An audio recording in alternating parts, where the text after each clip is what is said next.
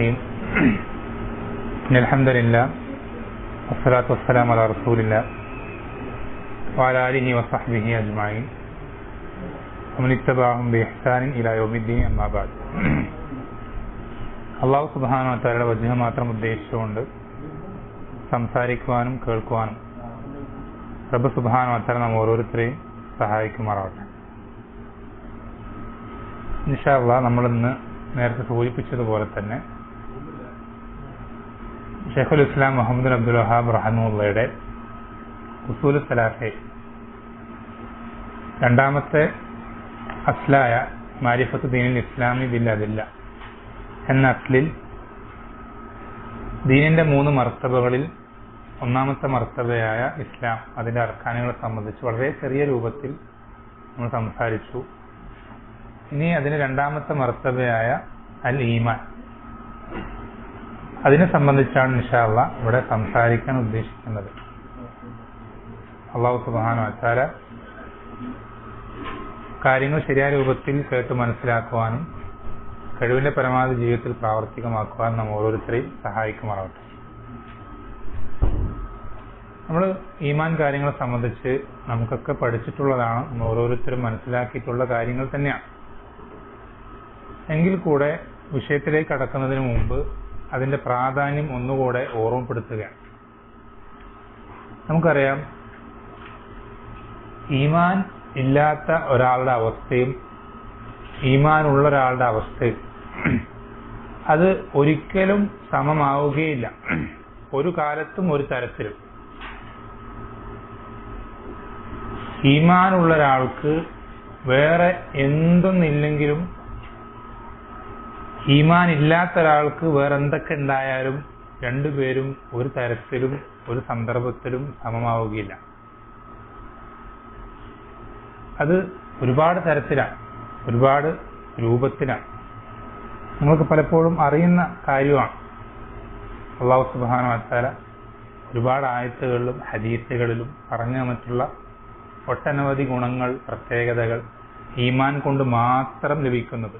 എന്നുവെച്ചാൽ ഈ പ്രത്യേകതകൾ വലിയൊരു തറവാട്ടിൽ പിറന്നാൽ നമുക്ക് കിട്ടൂല, ഒരുപാട് സമ്പത്തുണ്ടായാൽ നമുക്ക് ലഭിക്കൂല, അല്ല അങ്ങേയറ്റത്തെ സൗന്ദര്യം കൊണ്ടും ഇങ്ങനെ ഒരു കാരണം കൊണ്ടും ഒരു പ്രത്യേകത കൊണ്ടും നമുക്ക് ഈ പറയാൻ പോകുന്ന വിഷയങ്ങൾ ലഭിക്കുകയില്ല ഈമാൻ കൊണ്ടല്ലാതെ. അങ്ങനെ ഈമാൻ കൊണ്ട് മാത്രം ലഭിക്കുന്ന ചില കാര്യങ്ങളുണ്ട്, അത് നമ്മൾ അറിഞ്ഞിരിക്കണം. അത് എന്തിനു വേണ്ടിയിട്ടാണ്? ഈ ഈമാനിന്റെ പ്രാധാന്യം മനസ്സിലാക്കാൻ വേണ്ടിയിട്ടാണ്.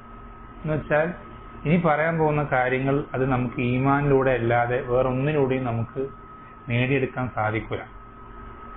ഒന്നാമത്തെ കാര്യം നമുക്കൊക്കെ അറിയാം, ലോകത്തുള്ള എല്ലാ ആളുകളും പരിശ്രമിക്കുന്നത്, ഓടുന്നത്, അന്വേഷിക്കുന്നത്, തേടുന്നത് മനസ്സിന്റെ ശാന്തിക്ക്, സമാധാനത്തിന് വേണ്ടിയിട്ടാണ്. ലോകത്തെല്ലാ ആളുകളും പ്രായപൂർത്തിയെത്തി കഴിഞ്ഞ ഓരോ ആണും പെണ്ണും, ഏത് രാജ്യക്കാരനായിക്കോട്ടെ, ഏത് മതക്കാരനായിക്കോട്ടെ, എല്ലാ ആളുകളും അന്വേഷിക്കുന്ന, അവർ കിട്ടാൻ വേണ്ടി ആഗ്രഹിക്കുന്ന, കൊതിക്കുന്നത് മനസ്സിന്റെ ഈ സമാധാന തൃപ്തിയാണ്, ശാന്തി. അത് ഈമാനിലൂടെ അല്ലാതെ വേറെ ഒന്നിലൂടെയും കിട്ടൂല, ഒന്നിലൂടെയും കിട്ടൂല. നമ്മൾ ആഗ്രഹിക്കുന്ന ദുനിയാവിന്റെ പല സുഖ സൗകര്യങ്ങൾ, ആർഭാടങ്ങൾ, അല്ലെങ്കിൽ പ്രശസ്തിയോ, അല്ലെങ്കിൽ അധികാരമോ, അല്ലെങ്കിൽ സമ്പത്തോ, സൗകര്യങ്ങളോ, ഇങ്ങനെ നമ്മുടെ മനസ്സിൽ ഫിത്രത്തിൽ നമുക്ക് നല്ലതാക്കി തോന്നിക്കപ്പെട്ടിട്ടുള്ള ഇങ്ങനെ ഒരുപാട് ഇതൊന്നും നമുക്ക് ഇനിയിപ്പോ ഈ ദുനിയാവ് മൊത്തം കിട്ടിയെന്നു വെച്ചാലോ, അയാൾക്ക് ആ ദുനിയാവും മൊത്തം ഉള്ള അവന്റെ അധികാരവും സമ്പത്തും സ്വാധീനം കൊണ്ട് അവൻക്ക് ഈ ഹൃദയത്തിൽ കിട്ടേണ്ട ഈ ശാന്തി നേടിയെടുക്കാൻ സാധിക്കൂല. ഈ ഒരു സമാധാനം അല്ലെങ്കിൽ ഈ ഒരു അവസ്ഥ എന്നുള്ളത് അത് ഈമാനുള്ള ആളുകളുടെ മാത്രം പ്രത്യേകത. വേറൊരാൾക്ക് ഈ അവസ്ഥ കൈവരൂല. ഒന്നാമത്തെ കാര്യം അതാണ്. അല്ലാഹു സുബ്ഹാനഹു വ തആല പറഞ്ഞില്ല, അലാ ബിദിക്രില്ലാഹി തത്മഇന്നുൽ ഖുലൂബ്. അള്ളാഹുവിനെ സംബന്ധിച്ചുള്ള ശരിയായ ബോധം, അത് തന്നെയാണ് ഈമാൻ. അതുകൊണ്ടല്ലാതെ അതുകൊണ്ടത്രേ ഹൃദയങ്ങൾക്ക് തുമഈനത്ത് ലഭിക്കുന്നത്. അത് മുൻപിൽ ദിക്റില്ല എന്നുള്ളത് മുൻപിലേക്ക് കൊണ്ടുവന്നത് അതുകൊണ്ട് മാത്രം എന്നുള്ള അർത്ഥം കിട്ടാനാണ്. എന്നുവെച്ചാൽ അതുകൊണ്ടേ ഹൃദയങ്ങൾക്ക് തുമഈനത്ത് കിട്ടുള്ളൂ, വേറെ ഒന്നും കൊണ്ട് കിട്ടൂല. അതുകൊണ്ടല്ലേ നിങ്ങൾ പലപ്പോഴും വാർത്തകളിലും പല കാര്യങ്ങളും നിങ്ങൾ ശ്രദ്ധിച്ചിട്ടുണ്ടാവും. ലോകത്തിന്റെ ഏറ്റവും നെറുകയിലെത്തി എന്ന് നമ്മൾ വിചാരിക്കുന്ന വലിയ ആളുകൾ, ലോകത്തെല്ലാ ആളുകളും ആദരിക്കുകയും ആരാധിക്കുകയും ഫോളോ ചെയ്യുകയും അവരെ അങ്ങേയറ്റം സ്നേഹിക്കുകയും അങ്ങനെയുള്ള ആളുകൾ, അവർക്ക് സൗന്ദര്യത്തിന് കുറവില്ലാത്ത, സമ്പത്തിന് കുറവില്ലാത്ത, അതുപോലെ തന്നെ പ്രശസ്തിക്ക് കുറവില്ലാത്ത, ആർഭാടങ്ങൾക്ക് കുറവില്ലാത്ത, ഇങ്ങനെ ഒരു കാര്യങ്ങൾക്കും കുറവില്ലാത്ത ആളുകൾ പോലും എന്ത് ചെയ്യുന്നുണ്ട്? ആത്മഹത്യ ചെയ്യുന്നുണ്ട്. ഇത് എന്തിന്? ഈ ജീവിതം മടുത്തിട്ട്, പട്ടിണി കിടന്ന്, അതുപോലെ തന്നെ അങ്ങേയറ്റം ബുദ്ധിമുട്ടി പ്രയാസപ്പെട്ട്, ഉടുക്കാനില്ലാതെ, ജീവിക്കാൻ കഴിക്കാനില്ലാതെ, അങ്ങനെ ഒരു അവസ്ഥയിൽ മരിക്കുന്ന ആളുകളെ പറ്റിയിട്ടല്ല ഞാൻ പറയാം. എല്ലാ നിലയ്ക്കും നമ്മുടെ കണ്ണിൽ, അതായത് പ്രത്യക്ഷമായി ദുനിയാവിന്റെ ചിന്ത ചിന്തിക്കുന്ന ആളുടെ കണ്ണിൽ എല്ലാ നിലയ്ക്കും പെർഫെക്റ്റ് ആയിട്ടുള്ള, ഓക്കെ ആയിട്ടുള്ള ഒരാൾ, അയാളുടെ ഈ ജീവിതം, ആർഭാടങ്ങളിൽ മുങ്ങിക്കുളിച്ച ജീവിതം, അത് മടുത്തിട്ട് എന്ത് ചെയ്യണം? ജീവിതം അവസാനിപ്പിക്കാം. അതെന്തുകൊണ്ടാണ്? ഈ ഒരു മനസ്സിന്റെ തുമഈനത്ത് എന്നുള്ളത് അത് വേറെ ഒന്നും കൊണ്ട് കിട്ടൂല. ഈമാൻ കൊണ്ടല്ലാതെ, ശരിയായ ഈമാൻ കൊണ്ടല്ലാതെ അത് ലഭിക്കുകയില്ല.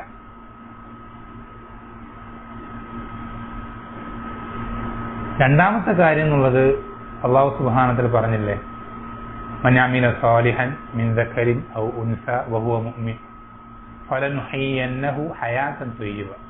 ദുനിയാവിൽ നല്ലൊരു ജീവിതം ജീവിക്കാൻ സാധിക്കുക എന്നുള്ളത് അത് അള്ളാഹു അവന്റെ വാഗ്ദാനമായി ഏറ്റെടുത്ത കാര്യമാണ്. എന്നുവെച്ചാൽ ഒരാളുടെ ഈമാൻ ശരിയായ ഈമാനാണെങ്കിൽ, അവൻ സാലിഹായ പ്രവർത്തനങ്ങൾ ചെയ്യുന്നുണ്ടെങ്കിൽ അവന് അങ്ങനത്തെ ഒരു ജീവിതം അള്ളാഹു നൽകും. ആഖിറത്തിലെ വിഷയമല്ല, ദുനിയാവിൽ അള്ളാഹു അങ്ങനെ നൽകും. ദുനിയാവിൽ അള്ളാഹു അങ്ങനെ നൽകും. അത് അള്ളാഹു അവൻ ഏറ്റെടുത്ത അവന്റെ വാഗ്ദാനമാണ്. ആഖിറത്തിലെ വിഷയം നമുക്കറിയാം. ദുനിയാവിൽ അള്ളാഹു എന്ത് ചെയ്യും? ഏറ്റവും നല്ലൊരു ജീവിതം അവനെ ജീവിപ്പിക്കും എന്ന് അള്ളാഹു വാഗ്ദാനമായി എടുത്തു പറയാം. നാം അവനെ ജീവിപ്പിക്കുക തന്നെ ചെയ്യും. എങ്ങനെ? ഹയാത്തൻ ത്വയ്യിബത്തായൊരു ജീവിതം. നമുക്ക് നമ്മുടെ ദുനിയാവിലെ ജീവിതം ത്വയ്യിബത്തായിട്ട് നമുക്ക് തോന്നുന്നില്ല. എപ്പോഴും ടെൻഷനും പ്രശ്നങ്ങളും നമുക്ക് ഇങ്ങനെ ഒരു റാഹത്ത് കിട്ടുന്നൊരു സമയേ ഇല്ലെങ്കിൽ അതിന്റെ അർത്ഥം നമ്മുടെ ഈമാൻ എന്തോ പ്രശ്നമുണ്ടെന്നുള്ള. വളരെ ശ്രദ്ധിച്ചോ. കാരണം അള്ളാഹു അവന്റെ ബാധ്യത ഏറ്റെടുത്ത കാര്യമാണ് എന്ത്? ഈമാൻ ശരിയായിട്ടുള്ള സ്വാലിഹായ പ്രവർത്തനങ്ങൾ ചെയ്യുന്ന ഒരാൾക്ക് ഈ ദുനിയാവിൽ ത്വയ്യിബത്തായ ജീവിതം അവനെ അള്ളാഹു ജീവിപ്പിക്കുന്ന അള്ളാഹുവിന്റെ ബാധ്യത. നമുക്ക് അങ്ങനെ ഒരു ത്വയ്യിബത്തായ ജീവിതം നമുക്ക് കിട്ടുന്നില്ല. നമ്മൾ നിസ്കരിക്കുന്നുണ്ട്, മറ്റൊരുപാട് പ്രവർത്തനങ്ങൾ, ഇബാദത്തുകൾ നമ്മൾ ചെയ്യുന്നുണ്ട്. എന്നിട്ടും നമുക്ക് അങ്ങനത്തെ ഒരു ജീവിതം നമുക്ക് ദുനിയാവിൽ നമുക്ക് ലഭിച്ചിട്ടില്ല. നമ്മൾ ഓരോരുത്തരും ആലോചിക്കുക, എനിക്ക് അങ്ങനത്തെ ഒരു ജീവിതം ഉണ്ടോ?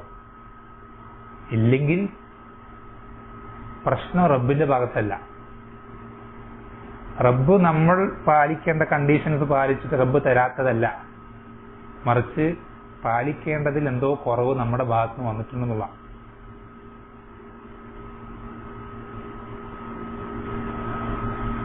അതുപോലെ ഒരുപാട് കാര്യങ്ങൾ നമുക്ക് ഈമാൻ കൊണ്ട് മാത്രം ലഭിക്കുന്ന പ്രത്യേകത നമുക്കറിയാം.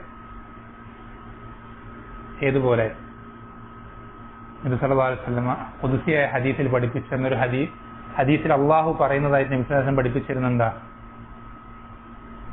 യബ്ന ആദം, ആദമിന്റെ മകനെ, മനുഷ്യ, ലൗ അതൈതനി ബിഖുറാബിൽ അർളി ഖതായ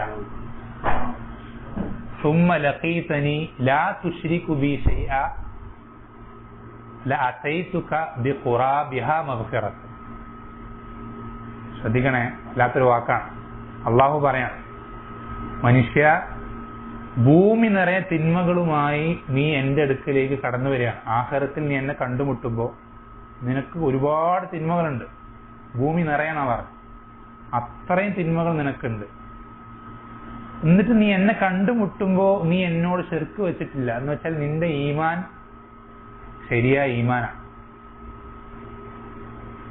അങ്ങനെയാണെങ്കിൽ അള്ളാഹു പറയുന്നത് എന്താ? ഭൂമി നിറയെ മഗ്ഫിറത്തുമായി ഞാൻ നിന്റെ അടുക്കലേക്ക് വരുന്ന. എന്നുവെച്ചാൽ ശരിയായ ഈമാനാണ് നമ്മുടെ തിന്മകൾ പൊറുപ്പിക്കപ്പെടുവാനുള്ള ഏറ്റവും വലിയ കാരണം. നമ്മുടെ തിന്മകൾ പൊറുപ്പിക്കപ്പെടാൻ ഒരുപാട് കാരണം പഠിപ്പിച്ചു തന്നിട്ടുണ്ട്.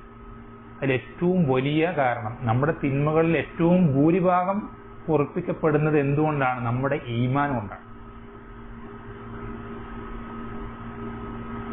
അതുകൊണ്ടാണ് നമുക്കൊക്കെ അറിയാം, ഹദീസുൽ ബിത്താഖ എന്നുള്ള ഒരു കാർഡിന്റെ ഹദീസ് ഒക്കെ കേട്ടിട്ടുള്ള ഹദീസാണ്. എന്താണ് ഹദീസിന്റെ ചുരുക്കം? എന്താ? ഒരു വ്യക്തിയെ ഖിയാമത്ത് നാൾ കൊണ്ടുവരും. ആ വ്യക്തിയുടെ ജീവിതത്തിൽ എന്താ സംഭവിച്ച്? അദ്ദേഹം ശിർക്കിലും ഒരുപാട് തെമ്മാടിത്തരങ്ങളിലും എല്ലാ തോന്നിയാസങ്ങളിലുമായി ജീവിച്ച് മരിക്കാനാകുന്ന സമയത്താണ് അദ്ദേഹം ഹക്ക് മനസ്സിലാക്കി വളരെ ആത്മാർത്ഥമായി സത്യസന്ധമായി തന്നെ അദ്ദേഹം കലിമ ചൊല്ലി. പക്ഷേ ഉടനെ അധികം വൈകാതെ തന്നെ അദ്ദേഹം എന്ത് ചെയ്യാണ്? മരണപ്പെടുക. അദ്ദേഹത്തിന് അമലുകളൊന്നും ചെയ്യാൻ പറ്റിയില്ല. കലിമ ചൊല്ലി അങ്ങനെ തന്നെ അദ്ദേഹം വളരെ അടുത്ത സന്ദർഭത്തിൽ തന്നെ മരണപ്പെടുക. ഈ വ്യക്തിയെ ഖിയാമത്ത് നാളിൽ എന്ത് ചെയ്യണം? അള്ളാഹുവിന്റെ അടുക്കൽ ഹാജരാക്കുമ്പോൾ ഇവന്റെ ഏടുകളിലെല്ലാം മീസാനിൽ നമ്മുടെ ഏടുകൾ തൂക്കി നോക്കും. അങ്ങനെ ഏടുകളിൽ ഇവൻ നോക്കുമ്പോൾ ഇവന്റെ ഏടുകൾ കണ്ണെത്താ ദൂരത്തോളം പരന്നു കിടക്കുകയാണ്. നമ്മൾ ചെയ്ത പ്രവർത്തനങ്ങൾ ഏടുകളിലാക്കി എഴുതി വെക്കുന്നു പറയുന്നത് ആലങ്കാരികമായിട്ട് പറ, ശരിക്കും അത് എഴുതി വെച്ച് അത് നമ്മുടെ മുന്നിൽ പ്രദർശിപ്പിക്കപ്പെടും ഖിയാമത്ത് നാളിൽ. അങ്ങനെ ഇദ്ദേഹത്തിന് മുന്നിൽ ഇങ്ങനെ നോക്കുമ്പോൾ കണ്ണെത്താ ദൂരത്തോളം മുൻപിൽ ഇങ്ങനെ ഏടുകൾ കിടക്കും. ഈ ഏടുകളിൽ എവിടെ നോക്കിയാലും തിന്മകൾ മാത്രമേ കാണുന്നുള്ളൂ. കാരണം അദ്ദേഹത്തിന്റെ ജീവിതത്തിൽ അതേ ഉള്ളൂ. ഇത് കണ്ട് ഇവന്റെ അവസ്ഥ കണ്ട് ഇവൻ വെപ്രാളപ്പെട്ട് പേടിച്ച് അങ്ങനെ ഭയപ്പാടോട് നിൽക്കുന്ന സന്ദർഭത്തിൽ അള്ളാഹു ഈ വ്യക്തിയോട് ചോദിക്കും, നീ എന്തെങ്കിലും നന്മ ചെയ്തതായിട്ട് നിനക്ക് അറിയോ? ഇദ്ദേഹം വളരെ ബേജാറിലാണ്, അങ്ങേറ്റം പേടിയിലാണ്. ഈ പേടിയുടെ വെപ്രാളത്തിൽ അദ്ദേഹം തിരിച്ചു പറയും, ഞാനൊന്നും ചെയ്തിട്ടില്ല റബ്ബേ, ഒരു നന്മ ഞാൻ ചെയ്തിട്ടില്ല എന്ന് പറയും. വീണ്ടും അള്ളാഹു ചോദിക്കും, വീണ്ടും ഇദ്ദേഹം പറയും. ഇദ്ദേഹം പേടിച്ച്, കാരണം ഇദ്ദേഹം കൺമുന്നിൽ കാണണം ഇദ്ദേഹത്തിന്റെ ജീവിതത്തിന്റെ അവസ്ഥ. ജീവിതത്തിൽ ആ ദിവസത്തിൽ ഈ സെക്കൻഡിൽ ചെയ്ത ഈ തിന്മ, ഇതൊക്കെ ഓരോന്നും എല്ലാം വള്ളിപ്പുള്ളി വിടാതെ എല്ലാം മുന്നിൽ കാണുമ്പോൾ ഞാൻ എന്റെ കാര്യം തീരുമാനമായി എന്നുള്ള അവസ്ഥയിൽ പേടിച്ച് ബേജാറായിട്ട് നിൽക്കുക. ആ സന്ദർഭത്തിൽ റബ്ബ് ഇങ്ങനെ ചോദിച്ചുകൊണ്ട് അവസാനം റബ്ബ് അങ്ങോട്ട് പറയും, നിനക്കൊരു നന്മ ഉണ്ട്. അങ്ങോട്ട് റബ്ബ് പറയും. എന്നിട്ട് എന്ത് ചെയ്യും? ഇവൻ അവസാന കാലത്ത് നമ്മൾ നേരത്തെ പറഞ്ഞ അവന്റെ ഷഹാദത്ത് കലിമ ലാ ഇലാഹ ഇല്ലല്ലാഹ്, അതൊരു കലിമ, ഒരു ബോധിൽ ഒരു ഏടിന്റെ ഒരു ഭാഗത്ത് ഇത് എത്ര ഉണ്ടാവും? ചെറിയൊരു കാർഡിന്റെ എത്ര ഉണ്ടാവും? അതെന്ത് ചെയ്യും? കൊണ്ടുവരും. ഇവൻ ആ ചെയ്ത കണ്ണെത്താ ദൂരത്തോളമുള്ള പരന്നു കിടക്കുന്ന ഏടുകൾ നമ്മൾ ആലോചിച്ച് നോക്കി. കുറെ പേപ്പറുകൾ ഇങ്ങനെ പരത്തി വെക്കുക. നോക്കുമ്പോൾ ഈ കടൽ പോലെ കിടക്കുന്നുണ്ട് പേപ്പർ. ഇതൊക്കെ അടുക്കി വെച്ചാൽ എത്ര വെയിറ്റ് ഉണ്ടാവും? ഓരോ പേപ്പർ എന്ത് ചെയ്യും? അടുക്കി വെക്കുക. അങ്ങനെ അടുക്കി എന്ത് ചെയ്യും? മീസാനിൽ ഒരു തട്ടിൽ വെക്കും. ഈ ഒരു കാർഡ് മറ്റേ തട്ടിലും വെക്കും. അവിടെ എന്താ സംഭവിക്കുക? ലാ ഇലാഹ ഇല്ലല്ലാഹ് തട്ട് എന്ത് ചെയ്യും? അത് താഴ്ന്നിരിക്കും. ലാ ഇലാഹ ഇല്ലല്ലാഹ് തട്ട് അത് താഴും. ഇവന്റെ അത്രയും കണ്ണെത്താ ദൂരത്തോളം പരന്നു കിടക്കുന്ന ആ ഏടുകൾ, അതിന്റെ കൂമ്പാരം, അതെന്ത് ചെയ്യും? അതിന്റെ കനത്തേക്കാൾ ലാ ഇലാഹ ഇല്ലല്ലാഹ്ക്ക് കനമുണ്ട്. അതായത് നമ്മൾ നേരത്തെ പറഞ്ഞ തിന്മകൾ പൊറുപ്പിക്കപ്പെടാനുള്ള ഏറ്റവും വലിയ കാരണം എന്താ? നമ്മുടെ ഈമാനാണ് എന്നതുപോലെ തന്നെ നമ്മുടെ സ്വാലിഹായ അമലുകൾക്ക് പ്രതിഫലം കൂട്ടുന്ന ഏറ്റവും വലിയ കാര്യം എന്താ? നമ്മുടെ ഈമാനാണ്. ശ്രദ്ധിക്കണേ, തിന്മകൾ പൊറുപ്പിക്കപ്പെടുന്നതിൽ ഏറ്റവും വലിയ പങ്ക് എന്തിനാ ഉള്ളത്? നമ്മുടെ ഈമാനാണ് എന്നതുപോലെ തന്നെ നമ്മുടെ നന്മകൾ പ്രതിഫലം വർദ്ധിച്ചു കിട്ടും അല്ലെ? ഓരോ നന്മയ്ക്കും ഏറ്റവും മിനിമം 10 ഇരട്ടിയാണ്. അത് 700 എത്തും, ചിലപ്പോൾ 700-ൽ കൂടുതലെത്തും. ഈ നന്മകളുടെ ഈ ഇരട്ടി, ഈ വർധനവ് ഉണ്ടാവാനുള്ള ഏറ്റവും വലിയ കാരണവും ഈമാനാണ്. ശരിയായ ഈമാനുള്ള ഒരാൾ അയാളുടെ പ്രവർത്തനങ്ങളുടെ എണ്ണം കുറഞ്ഞു പോയാൽ പോലും അയാളുടെ ഈമാൻ കാരണം എന്ത് ചെയ്യും? അയാൾ വലിയ പദവികളിലേക്ക് എത്തും.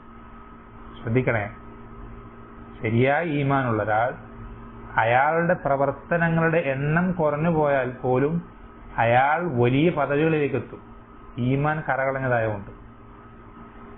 ശരിയായ ഈമാനില്ലാത്ത ഒരാൾ അയാളുടെ അമലുകളുടെ എണ്ണം കൂടിയാൽ പോലും അയാൾക്ക് ഇയാളുടെ പദവിയിലേക്ക് എത്താൻ സാധിക്കില്ല. അത്രയും പ്രധാനപ്പെട്ട, വളരെ ഗൗരവമുള്ള, ശ്രദ്ധിക്കേണ്ട വിഷയമാണ് എന്ത്? ഈമാൻ എന്നുള്ളത്. അതുകൊണ്ടാണ് ഇമാം അഹ്മദ് റഹിമഹുല്ലാഹ് പറഞ്ഞതായി നമുക്ക് പലപ്പോഴും കേട്ടിട്ടുള്ള കാര്യമാണെന്ത്? ഫുസ്സാഖു അഹ്ലി സുന്ന ഖൈറും മിൻ ഉബ്ബാദി അഹ്ലിൽ ബിദ്അ. ഫുസ്സാഖു അഹ്ലി സുന്ന ഖൈറും മിൻ ഉബ്ബാദി അഹ്ലിൽ ബിദ്അ. അഹ്ലു സുന്നത്തിൽപ്പെട്ട, എന്ന് വെച്ചാൽ ശരിയായ ഈമാനുള്ള, വിശ്വാസം കറകളഞ്ഞതായിട്ടുള്ള ആളുകൾ, അവരിൽ വൻപാപങ്ങളുള്ള ആളുകളാണ് ആരെക്കാൾ വലിയ പദവിയിലുണ്ടാവുക സ്വർഗത്തിൽ?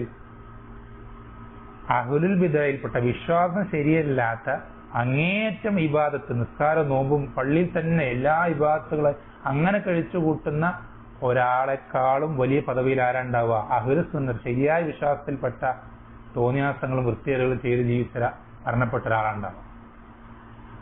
അതെന്തുകൊണ്ടാ? അമലുകളെക്കാൾ വലുത് വിശ്വാസമാണ്. അത് വളരെ ഗൗരവമുള്ള ഒരു വിഷയമാണ്, നമുക്ക് മനസ്സിലാക്കി തരുന്ന കാര്യങ്ങളാണ്.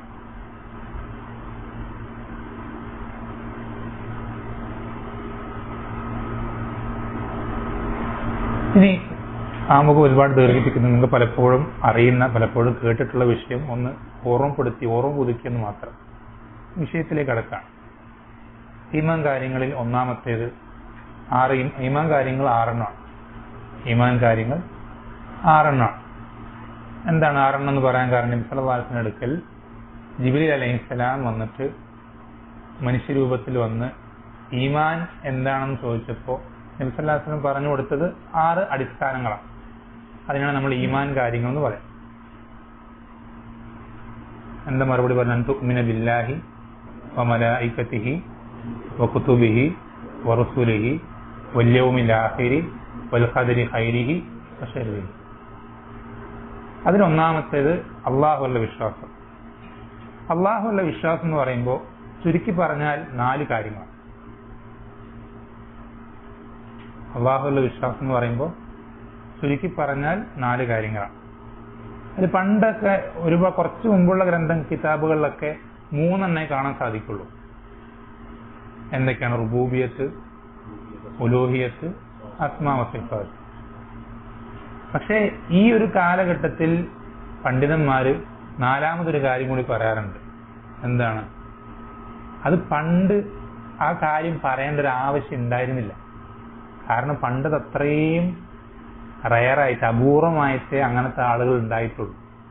ഈ കാലഘട്ടത്തിൽ അത് പലപ്പോഴും പല ആളുകൾക്കും, അല്ലെങ്കിൽ മിക്ക സദസ്സുകളിലും പറയേണ്ട ഒരു അവസ്ഥയിലേക്ക് സമൂഹം തരം താഴ്ന്നു പോയി.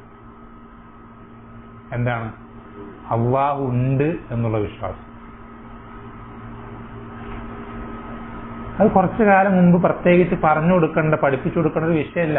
കാരണം എന്താ? മനുഷ്യന്റെ ഫിത്രത്തിൽ അള്ളാഹു നിശ്ചയിച്ചു വെച്ചിട്ടുള്ള കാര്യമാണ് എന്ത്? അള്ളാഹു ഉണ്ട് എന്നുള്ളത്. അള്ളാഹു ഉണ്ട് എന്നുള്ളത് മനുഷ്യന്റെ ഫിത്രത്തിൽ, കലർപ്പില്ലാത്ത ഫിത്രത്തിൽ ഓരോ വ്യക്തിയും അംഗീകരിക്കുന്ന കാര്യമാണ്.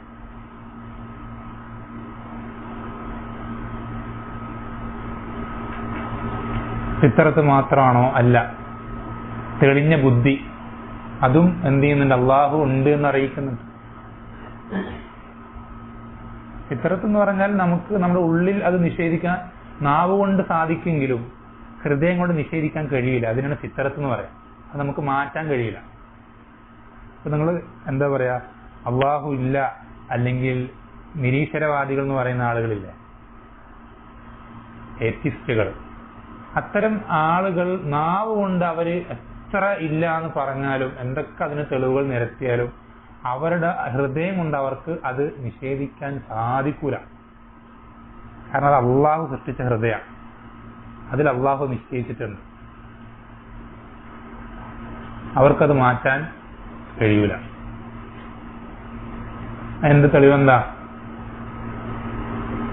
അള്ളാഹു സുബ്ഹാനഹു വ തആല തന്നെ പഠിപ്പിച്ചു തരുന്നുണ്ട്. ഏറ്റവും വലിയ ഏത്തിസ്റ്റ് ആയിരുന്ന ഫിറഔന് അദ്ദേഹത്തെ പറ്റി എന്താ പറഞ്ഞത്? വജഹദൂ ബിഹാ വസ്തൈഖനത്ഹാ അൻഫുസുഹും. അവരവരുടെ നാവ് കൊണ്ട് അതിനെ നിഷേധിക്കുമ്പോഴും അവരുടെ ഹൃദയങ്ങളിൽ അതിനെപ്പറ്റി യഖീനായിരുന്നു, ഉറപ്പായിരുന്നു. അവർ ഹൃദയത്തിൽ അത് അറിയുമായിരുന്നു എന്നല്ല പറയുന്നു. നാവ് കൊണ്ട് അത് പച്ചയ്ക്ക് നിഷേധിക്കുമ്പോൾ പോലും ഞാനാണ് നിങ്ങളുടെ റബ്ബ്, ഞാനല്ലാത്ത വേറൊരു ഇലാഹ് നിങ്ങൾക്കുള്ളതായിട്ട് എനിക്ക് അറിയില്ല എന്ന് പറയുമ്പോൾ പോലും ആ പറയുന്ന വ്യക്തിയുടെ ഹൃദയത്തിൽ ഉറപ്പുള്ള യാതൊരു സംശയമില്ലാത്ത കാര്യമാണ് എന്ത്? അള്ളാഹു ഉണ്ട് എന്നുള്ളത്. അത് ഹൃദയം കൊണ്ട് നിഷേധിക്കാൻ കഴിയൂല. അതിനാണ് ഫിത്രത്ത് എന്ന് പറയുന്നത്. രണ്ടാമത്തെ കാര്യമാണ് എന്ത്? തെളിഞ്ഞ ബുദ്ധി. തെളിഞ്ഞ ബുദ്ധിയുള്ള ഒരാൾ, അയാൾക്ക് പ്രത്യേകിച്ച് ഇങ്ങനെ കിതാബ് ഓതി പഠിപ്പിക്കുക അല്ലെങ്കിൽ ദർസിൽ ഇരുന്ന് മസല പറഞ്ഞു കൊടുക്കുക ഒന്നും ചെയ്യേണ്ട ആവശ്യമില്ല. ഏതുപോലെ പണ്ടൊരു അറാബിയോട് ഒരാൾ ചോദിച്ചൊരു സംഭവം, അറിയപ്പെട്ട സംഭവമാണ്. ഒരു അറാബിയോട്, അറാബി എന്ന് പറഞ്ഞാൽ ആരാ? ഒരു കാട്ടറബി, എഴുത്തും വായനൊന്നും ഇല്ലാത്ത, സാംസ്കാരികമായി അങ്ങേയറ്റം പുറകോട്ട് നിൽക്കുന്ന, ഗ്രാമങ്ങളിൽ അങ്ങേയറ്റം പട്ടിണിയിലും പ്രയാസത്തിലും അങ്ങനത്തെ അക്ഷരജ്ഞാനങ്ങളൊന്നും ഇല്ലാത്ത വളരെ പുറകോട്ട് നിൽക്കുന്ന ഒരാൾ. അയാളോട് ഒരാൾ സംസാരിച്ചപ്പോൾ, എനിക്ക് ആരാന്ന് ഓർമ്മയില്ല, അദ്ദേഹം ഇങ്ങനെ സംസാരിക്കുമ്പോൾ വെറുതെ ഇങ്ങനെ ഒരു പരീക്ഷിക്കാൻ വേണ്ടി കുറച്ച് കാര്യങ്ങളും ചോദിക്കും. അപ്പൊ അദ്ദേഹത്തോട് സംസാരിക്കുമ്പോൾ അദ്ദേഹം അള്ളാഹു ഉണ്ട് എന്ന രൂപത്തിൽ സംസാരിച്ചു. അപ്പൊ ഇദ്ദേഹം തിരിച്ചു ചോദിക്കുകയാണ്, വെറുതെ അറിയാൻ വേണ്ടിയിട്ട്, അതിനെന്ത് തെളിവ് ചോദിച്ചു. അള്ളാഹു ഉണ്ടെന്ന് പറയുന്നുണ്ട്, നമ്മളെയൊക്കെ സൃഷ്ടിച്ച അവനാണെന്ന് പറയുന്നുണ്ട്, അതിനെന്ത് തെളിവ്? അങ്ങനെ ഒരു സൃഷ്ടാവ് ഉണ്ട് എന്നുള്ളതിന് തെളിവെന്താ ചോദിച്ചു. അറാബി എന്താ പറഞ്ഞെന്ന് പറയാം?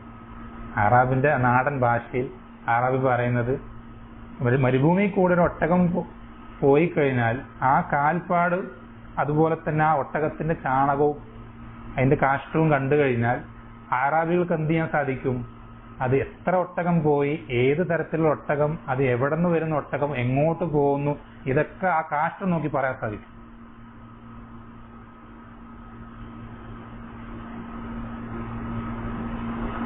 അപ്പോ ഈ ഒരു കാഷ്ടം ഇങ്ങനെ ഒരുപാട് കാര്യങ്ങളെ അറിയിക്കുന്നുണ്ടെങ്കിൽ, അതുപോലെ തന്നെ ഈ കാൽപ്പാടുകൾ ആ നടന്ന് സഞ്ചരിച്ച ആളുകളെ പറ്റി അറിയിക്കുന്നുണ്ടെങ്കിൽ, ഈ തിരമാലകൾ അവസാനിക്കാത്ത ഈ മഹാസമുദ്രങ്ങളും എണ്ണിയാൽ ഒടുങ്ങാത്ത ഈ നക്ഷത്രങ്ങൾ അടങ്ങുന്ന ഈ ആകാശവും അങ്ങേയറ്റം യുക്തിമാനും കഴിവുള്ളവനുമായ ഒരു റബ്ബിനെ അറിയിക്കുന്നില്ലേ?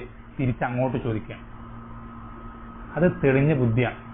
വലിയ പഠിപ്പും വിവരമൊന്നും വേണ്ട, തെളിഞ്ഞ ബുദ്ധിയാണ്. അതുപോലെ തന്നെ അള്ളാഹു ഉണ്ട് എന്നുള്ളതിന് നമുക്ക് എന്താ പറയാ, അനുഭവത്തിലൂടെ അറിയാൻ കഴിയും. അനുഭവത്തിലൂടെ അറിയാൻ, നമ്മുടെ ജീവിതത്തിൽ കുടുങ്ങിപ്പോയി നിൽക്കുന്ന സന്ദർഭങ്ങളിൽ ഒരു നിലയ്ക്ക് നമ്മൾ അതിന്ന് പുറത്തു വരൂല എന്ന് തോന്നി നിൽക്കുന്ന പല സന്ദർഭങ്ങളിലും വളരെ സിമ്പിളായിട്ട് നമ്മൾ അതിന്ന് നൈസായിട്ട് ഊരിപ്പോകുന്നത് നമ്മൾ തന്നെ നമ്മുടെ ജീവിതത്തിൽ പലപ്പോഴും അനുഭവിച്ചിട്ടുണ്ടാവും. ആരാണത്? പ്രത്യക്ഷമായി ഭൗതികമായിട്ടുള്ള സബബുകൾ നോക്കുകയാണെങ്കിൽ നമ്മൾ അതിൽ കുടുങ്ങാതെ യാതൊരു നിർവാഹവും ഇല്ലാത്ത ഒരു സന്ദർഭത്തിൽ നിന്ന് നമ്മൾ യാതൊരു പോറൽ പോലും എടുക്കാതെ അതിൽ നിന്ന് പുറത്തേക്ക് വരുന്നത് അത് ആരുടെ കഴിവാണ്? ആര് നിയന്ത്രിച്ചിട്ടാണ്?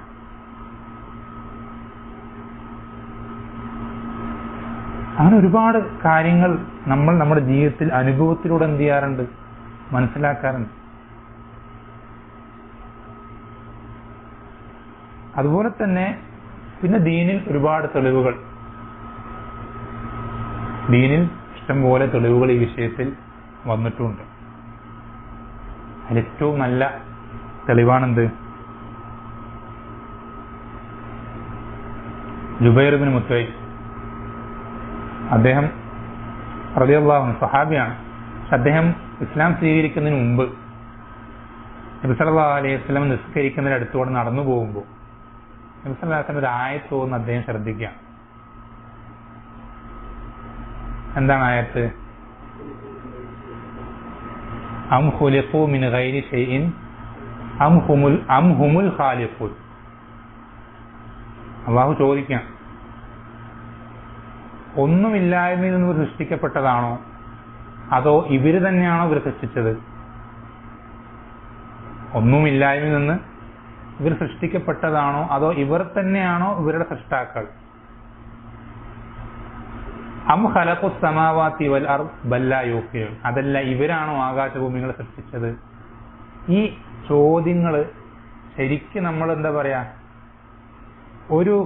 യാതൊരു പക്ഷപാതിത്വം ഇല്ലാത്ത അല്ലെങ്കിൽ തെളിഞ്ഞ ബുദ്ധിയുള്ള കാര്യങ്ങൾ മനസ്സിലാക്കാൻ വേണ്ടി മാത്രം അങ്ങനെ മുന്നിട്ടിറങ്ങുന്ന ഒരു നിരീശ്വരവാദിക്ക് ഈ 3 ഓപ്ഷൻ വെച്ച് കഴിഞ്ഞാൽ അവന് അള്ളാഹു ഉണ്ടെന്ന് അംഗീകരിക്കാതെ പുറത്തെടുക്കാൻ സാധിക്കില്ല. അങ്ങനത്തെ 3 വാക്കുകളാണ്. അദ്ദേഹം ആ സമയത്ത് അതിനെ നിഷേധിക്കാൻ മനസ്സിൽ ഇങ്ങനെ വിചാരിച്ചു, ഇങ്ങനെ അല്ലെങ്കിൽ പിന്നെ ഇങ്ങനെ ആവുമല്ലോ എന്നൊക്കെ കണക്കാക്കിയിട്ട് അദ്ദേഹം ആ സമയത്ത് അത് വിശ്വസിക്കാൻ തയ്യാറാകാതെ ഇരുന്നിട്ട് കൂടെ അദ്ദേഹത്തിന് അത് വിശ്വസിക്കാതെ വേറൊരു നിവൃത്തിയില്ലാത്ത അവസ്ഥയിൽ അദ്ദേഹം ഈ ആയത്ത് കേട്ടപ്പോൾ മാറിപ്പോയി. അങ്ങനെയാണ് അദ്ദേഹം ഇസ്ലാമിലേക്ക് അടുക്കാനുള്ള ഏറ്റവും ഒന്നാമത്തെ കാരണമാവുന്ന ഈ ആയത്താണ്. ഇങ്ങനെ ഒരുപാട് ആയത്തുകളുണ്ട്, ഒരുപാട് ആയത്തുകൾ, ദൃഷ്ടാന്തങ്ങൾ. അതുപോലെ തന്നെ ഈ ദീൻ തന്നെ എന്താണ്? ഒരു തെളിവാണ്. ഈ ദീൻ തന്നെ ഒരു തെളിവാണ്. അല്ലാഹു സുബ്ഹാനഹു വ തആല അവന്റെ അസ്തിത്വം, അവനുണ്ട് എന്നറിയിക്കുന്ന വലിയൊരു തെളിവാണ് എന്ത്? ഈ ദീൻ. അത് ഒരുപാട് വിശദീകരിക്കുന്നില്ല, പല കാര്യങ്ങളും വീണ്ടും ഇടയിൽ വരുന്നതുകൊണ്ട് ആവർത്തനാവുന്നതുകൊണ്ട് വീണ്ടും അത് ആ സന്ദർഭങ്ങൾ ഇൻഷാ അല്ലാഹ് സൂചിപ്പിക്കാം. അപ്പോൾ നമ്മൾ ചുരുക്കി പറഞ്ഞാൽ സൃഷ്ടാവില്ല എന്ന രൂപത്തിൽ കാര്യങ്ങളെ വിലയിരുത്തുന്ന അല്ലെങ്കിൽ വിശ്വസിക്കുന്ന ഒരുപാട് തരം ആൾക്കാരുണ്ട്. ഇതൊക്കെ ഇങ്ങനെ ഒരു കാലഘട്ടങ്ങൾ ഇങ്ങനെ മുന്നോട്ട് പോവുക, നമ്മളിങ്ങനെ മരിക്കുന്നു, ജീവിക്കുന്നു, അങ്ങനെ കരുതുന്ന ആളുകൾ അവരതുകൊണ്ട് പറയുന്നതുകൊണ്ട് ഉദ്ദേശിക്കുന്ന എന്താ? ഇതൊന്നും ഒരാളും സൃഷ്ടിച്ചിട്ടില്ല എന്നുള്ളതാണ്. അതുപോലെ തന്നെ എല്ലാം നാച്ചുറായിട്ട് കണക്ട് ചെയ്യുന്ന ഒക്കെ പ്രകൃതിയുടെ കലാവിരുതുകളാണ്, പ്രകൃതിയുടെ വരദാനം ഒക്കെ പ്രകൃതിയിലേക്ക്. അവരൊക്കെ അതുകൊണ്ട് ഉദ്ദേശിക്കുന്ന എന്താ? അതുകൊണ്ട് ഉദ്ദേശിക്കുന്ന സൃഷ്ടാവിനെ നിഷേധിക്കലാണ്.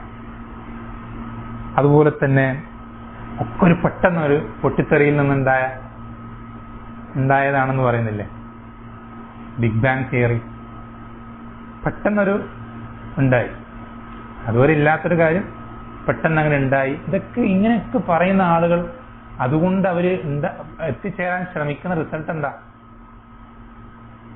സൃഷ്ടിച്ച ഒരു റബ്ബ് ഇല്ല എന്നുള്ളതാണ് അവർ എത്തിച്ചേരാൻ ഉദ്ദേശിക്കുന്ന കാര്യം. അപ്പോ നമ്മൾ വളരെ ശ്രദ്ധിക്കേണ്ട ഒരു കാര്യമാണെന്ത്?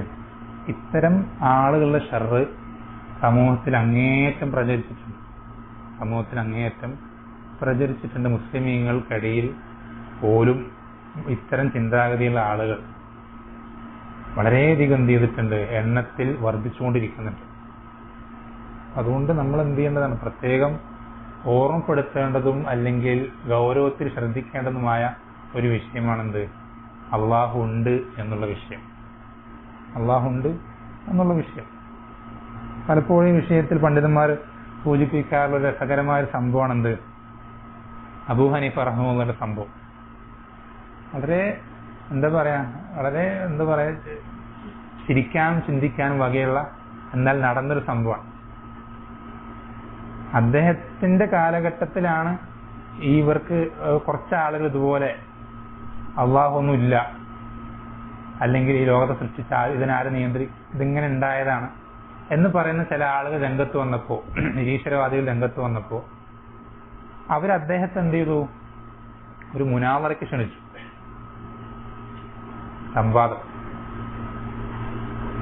സംവാദത്തിന് ക്ഷണിച്ചപ്പോൾ സംവാദത്തിന് ഒരുപാട് നിബന്ധനകളും കാര്യങ്ങളൊക്കെ ഉണ്ട്, അത് വേറെ വിഷയം. അപ്പൊ അദ്ദേഹം സമ്മതിച്ചു. അപ്പൊ അവരൊരു പ്രത്യേക സമയവും തീയതിയും സ്ഥലമൊക്കെ നിശ്ചയിച്ച് ആ സ്ഥലത്ത് ഒത്തുചേർന്ന് ആ സമയത്ത് നമുക്ക് എന്ത് ചെയ്യാം, സംവാദം നടത്താം എന്നൊരടിസ്ഥാനത്തിൽ അവർ പിരിഞ്ഞുപോയി. അദ്ദേഹം വെല്ലുവിളി സ്വീകരിച്ച് പിന്നീട് ആ സമയമായപ്പോ, സംവാദത്തിന്റെ സമയമായപ്പോ ഈ നിരീശ്വരവാദികളൊക്കെ എത്തി. അബൂ ഹനീഫ റഹിമഹുള്ളയെ കാണുന്നില്ല, അദ്ദേഹം എത്തിയിട്ടില്ല. ഇവര് കുറെ നേരം കാത്തു നിന്നപ്പോ ഒരുപാട് വൈകിട്ട് ആര് വരികയാണ്? അബൂ ഹനീഫ റഹിമഹുള്ള ആ സദസ്സിലേക്ക് വരികയാണ്. അപ്പൊ നിങ്ങൾ എന്താ ഇത്ര വൈകിയത്? നിങ്ങൾ ഒന്നില്ലെങ്കിൽ ഒരു പണ്ഡിതനല്ലേ, പറഞ്ഞ വാക്കിന് വില വേണ്ടേ, നമ്മൾ ഒരുപാട് നേരമായി വന്നിട്ട് കാത്തു നിൽക്കുന്ന ഒരുപാട്, അങ്ങനെയൊക്കെ പറഞ്ഞപ്പോൾ അദ്ദേഹം പറഞ്ഞു എനിക്കൊരു ഉതിരുണ്ട്, വൈകി വന്ന് മനഃപൂർവ്വം വൈകിയതല്ല, വൈകാനൊരു കാരണമുണ്ട്. എന്താണ്, എന്തുകൊണ്ടാണ് വൈകി, എന്താ കാരണം എന്താ ചോദിക്കുമ്പോൾ അദ്ദേഹം പറയും, ഞാൻ നടന്നു വന്നിരുന്ന വഴിയിൽ ഒരു പുഴവക്കിലൂടെ, പുഴക്കരയിലൂടെയാണ് എന്ത് ചെയ്തത്, ഞാൻ നടന്നു വന്നിരുന്നത്. അപ്പൊ ആ വരുന്ന വഴിക്ക് പുഴയിലൂടെ നടന്നു പോകുമ്പോൾ ഒരു മരത്തടി എന്ത് ചെയ്യുന്നുണ്ട്, ഏതൊരു മരം മറിഞ്ഞു വീണിട്ട് പുഴയിൽ വീണിട്ട് പുഴയിൽ നിന്ന് ഇങ്ങനെ ഒഴുകുന്നുണ്ട് മരത്തിന്റെ തടി. അതിങ്ങനെ ഒഴുകി ഞാനിങ്ങനെ നടക്കുമ്പോൾ അതിങ്ങനെ എൻ്റെ ഒപ്പം ഇങ്ങനെ ഒഴുകുന്നുണ്ട്.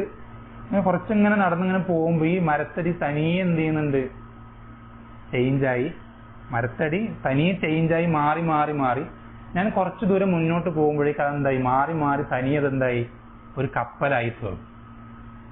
ഓട്ടോമാറ്റിക്കായി തനിയെ, പ്രകൃതിയുടെ കലാവിരുത്. അങ്ങനെ അത് മാറി കപ്പലായി തീർന്നു. അപ്പൊ ഞാനിത് കണ്ട് അത് നോക്കി നിന്ന് അങ്ങനെ ഞാൻ എന്ത് ചെയ്ത, സമയം വൈകിപ്പോയതാണ്, മനഃപൂർവ്വമല്ല എന്ന് പറയുമ്പോൾ ഇവരൊക്കെ ചിരിക്കും. നിങ്ങൾക്ക് എന്താ പറ്റിയത്? നിങ്ങൾ എന്താ പറയാ, ഒന്നുകില്ലെങ്കിൽ ഒരു പണ്ഡിതനല്ലേ, ഇങ്ങനെയുള്ള വിഡ്ഢിത്തരങ്ങൾ നിങ്ങളിങ്ങനെ ആൾക്കാരുടെ മുന്നിൽ വെച്ച് പറയാൻ പറ്റുമോ എന്ന് ചോദിക്കുമ്പോൾ അദ്ദേഹം തിരിച്ചു ചോദിക്കുന്നത്, വെറും ഒരു മരത്തടി, ശ്രദ്ധിക്കണേ, ഒരൊറ്റ മരത്തടി അത് തനിയെ ഓട്ടോമാറ്റിക്കായിട്ട് കപ്പലായി എന്ന് പറഞ്ഞപ്പോ നിങ്ങൾ ഇങ്ങനെ ചിരിക്കുന്നുണ്ടെങ്കിൽ ഈ ലോകം മുഴുവൻ ഓട്ടോമാറ്റിക്കായിട്ട് ഉണ്ടായി എന്ന് പറയും. നിങ്ങളെ ഞാൻ നോക്കി ഞാൻ എങ്ങനെ ചിരിക്കണം ചോദിക്കും. നടന്ന സംഭവമാണ്. അപ്പോ ലോകത്ത് ഏറ്റവും അധികം ഇവരെ പറ്റി പറഞ്ഞ യുക്തിവാദികളെന്നാണ്. ലോകത്ത് ഏറ്റവും അധികം യുക്തിയില്ലാത്ത ആളുകളാണ് ഈ യുക്തിവാദികൾ. ഇന്ന് ലോകത്തുള്ള പടപ്പുകളിൽ ഏറ്റവും അധികം യുക്തിയില്ലാത്ത, കന്നുകാലികളുടെ അത്ര പോലും യുക്തിയില്ലാത്ത ആളുകളാണ് ആര്? യുക്തിവാദികൾ എന്ന് പറയുന്നത്.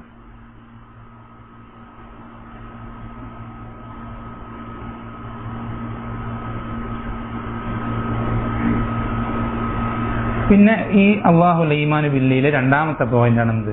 റുബൂബിയത്ത്. റുബൂബിയത്ത് കൊണ്ട് നമ്മൾ ഉദ്ദേശിക്കാൻ ശ്രദ്ധിക്കണേ 3 കാര്യങ്ങളാണ്. റുബൂബിയത്ത് എന്ന് പറയുമ്പോൾ ശ്രദ്ധിക്കേണ്ടത് 3 കാര്യങ്ങളാണ്. എന്നുവെച്ചാൽ അള്ളാഹു നമ്മുടെ റബ്ബാണെന്ന് പറയുമ്പോൾ അതിന്റെ അർത്ഥം എന്താ?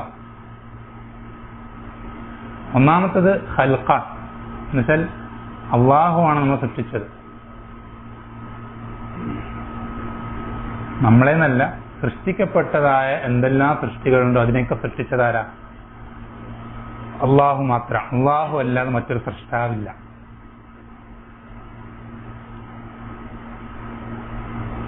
അള്ളാഹു അല്ലാതെ മറ്റൊരു സൃഷ്ടാവില്ല. എന്തെല്ലാം സൃഷ്ടിജാലങ്ങളുണ്ടോ, ഏതെല്ലാം തരത്തിലുള്ളതുണ്ടോ, അത് വലുതായിക്കോട്ടെ ചെറുതായിക്കോട്ടെ, കണ്ണുകൊണ്ട് കാണാൻ സാധിക്കാത്തതായിക്കോട്ടെ, വലിയ പർവ്വതങ്ങളും ഭീമാകാരമായ എല്ലാ സൃഷ്ടിജാലങ്ങളും സൃഷ്ടിച്ചത് അള്ളാഹു. എന്നുവെച്ചാൽ സൃഷ്ടാവായ അള്ളാഹുവും ബാക്കിയൊക്കെ അവന്റെ സൃഷ്ടികളാണ്. അള്ളാഹുവും അവന്റെ സിഫത്തുകളും ബാക്കി നിർത്തിയാൽ ബാക്കി എല്ലാം എന്താ? സൃഷ്ടികളാണ്. അതിനെല്ലാത്തിനും സൃഷ്ടിച്ചത് അള്ളാഹു മാത്രമാണ്. ഇത് റുബൂബിയത്തിൽ ഒന്നാമത്തെ കാര്യം. റുബൂബിയത്തിലെ രണ്ടാമത്തെ കാര്യം മുൽക്കാണ്. മുൽക്ക് എന്ന് പറഞ്ഞാൽ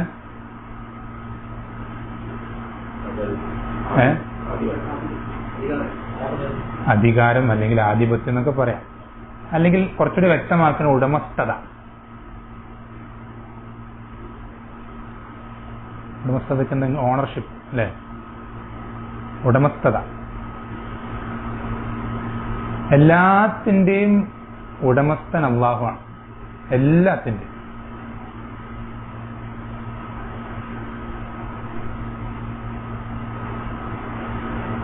ആകാശഭൂമികളിൽ എന്തൊക്കെയുണ്ടോ അതിൻ്റെ എല്ലാത്തിൻ്റെയും ഉടമസ്ഥൻ അല്ലാഹുവാണ്. പക്ഷെ എല്ലാം അള്ളാഹിൻ്റെയാണ്. എല്ലാം അള്ളാഹുവിൻ്റെയാണ്. നമ്മുടേതെന്ന് നമ്മൾ വിചാരിക്കുന്നത് പോലും അള്ളാഹുവിൻ്റെതാണ്.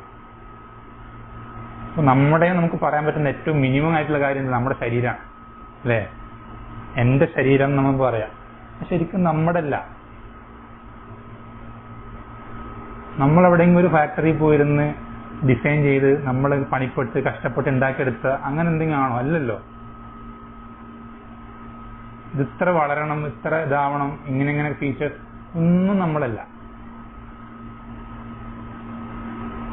എല്ലാത്തിനും ഉടമസ്ഥൻ അല്ലാഹുവാണ്.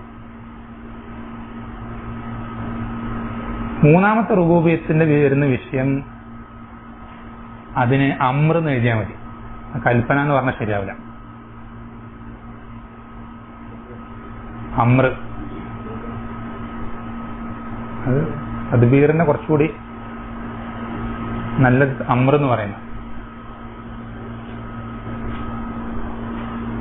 അമ്ർ ഉണ്ടാകുമ്പോഴാണ് അവിടെ തദ്ബീർ നടക്കുന്നത്.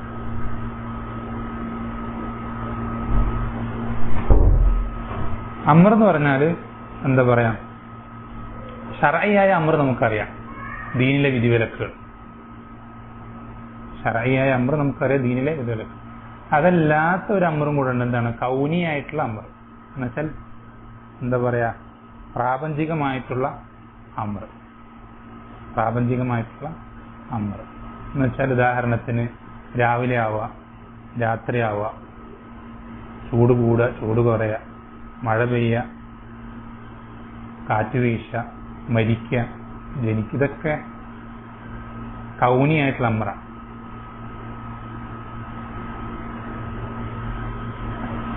അതും അതുപോലെ തന്നെ ശറഈ, രണ്ടും ഇതിലെന്ത് ചെയ്യും? അമ്രിൽപ്പെടും. എന്നുവെച്ചാൽ ഇതെല്ലാം ചെയ്യുന്നത്, മഴ പെയ്യിക്കുന്നത് അള്ളാഹു മാത്രമാണ്. മഴ പെയ്യിക്കുന്നത് അള്ളാഹു മാത്രമാണ്. സന്താനങ്ങളെ തരുന്നത് അള്ളാഹു മാത്രമാണ്. രോഗം മാറ്റുന്നത് അള്ളാഹു മാത്രമാണ്. ഇതൊക്കെ ഇതിൽ പെടുന്നതാണ്, അമ്രിൽ പെടുന്നതാണ്. ഇതെല്ലാം കൗനിയായിട്ടുള്ള അമ്രിൽ പെടുന്നതാണ്. ഇതെല്ലാം അള്ളാഹു, ഇതിലെല്ലാത്തിലും അള്ളാഹു ഏകനാണ്. ഇതൊന്നും വേറൊരാളും ചെയ്യുന്നില്ല.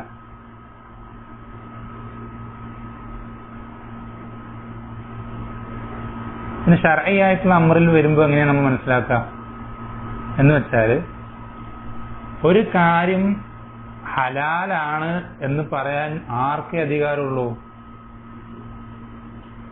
അള്ളാഹുവിനെ അധികാരമുള്ളൂ. ലോകത്തെല്ലാവരും ചേർന്നൊരു പാർലമെന്റ് കൂടി എല്ലാവരും വോട്ടൊക്കെ എടുത്ത് ഭൂരിപക്ഷം നോക്കി ഒരു കാര്യം, ഹറാമായ ഒരു കാര്യം എല്ലാവരും കൂടി തീരുമാനിക്കണത് അത് ഹലാലാണെന്ന് തീരുമാനിച്ച് എല്ലാവരും കൈയടിച്ച് പാസ്സാക്കിയാൽ അത് ഹലാലാവൂല. അള്ളാഹ് എന്ത് ഹലാലാക്കിയോ അതേ ഹലാലാവുള്ളൂ. അള്ളാഹു ഹറാമാക്കിയതേ ഹറാമും ആവുള്ളൂ. അള്ളാഹു വാജിബാക്കിയതേ വാജിബാവും. ഇത് അള്ളാഹുവിന്റെ മാത്രം അവകാശമാണ്. ആണ് അമ്രു ശർഈയിൽ വരുന്ന കാര്യം. വേറൊരാൾക്ക് അതിന് അധികാരമില്ല. അത് അള്ളാഹുവിന് മാത്രം പ്രത്യേകത. സൃഷ്ടിച്ചവൻ അള്ളാഹു മാത്രമായതുകൊണ്ട് അതുപോലെ തന്നെ ഒരു കാര്യം വാജിബാക്കാനുള്ള അധികാരം ആർക്ക് മാത്രമേ ഉള്ളൂ? അള്ളാഹുവിന് മാത്രമേ ഉള്ളൂ. ഒരു കാര്യം ഹറാമാക്കാനുള്ള അധികാരം അള്ളാഹുവിന് മാത്രമേ ഉള്ളൂ.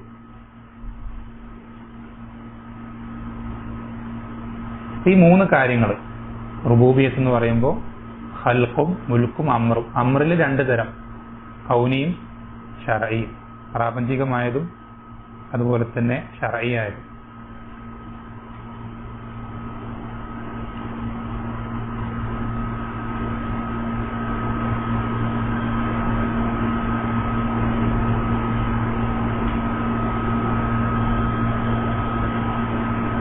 ഇതിനുള്ള തെളിവുകളും നമുക്കറിയാം. ഫിത്രത്തിൽ സലീമായ, കലർപ്പില്ലാത്ത ഫിത്രത്തിൽ എല്ലാവർക്കും അറിയുന്ന, എന്നുവെച്ചാൽ പ്രത്യേകം പഠിപ്പിച്ചു കൊടുക്കേണ്ട ഒരു കാര്യമില്ല. എന്ത്?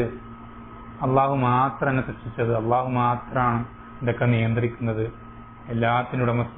ഇതൊന്നും പ്രത്യേകം പറഞ്ഞു കൊടുക്കേണ്ട, പഠിപ്പിച്ചു കൊടുക്കേണ്ടതോ അല്ലെങ്കിൽ റസൂൽ വന്നിട്ട് കിതാബിൽ ഓതി കൊടുക്കേണ്ടതോ ആയൊരു വിഷയമല്ല.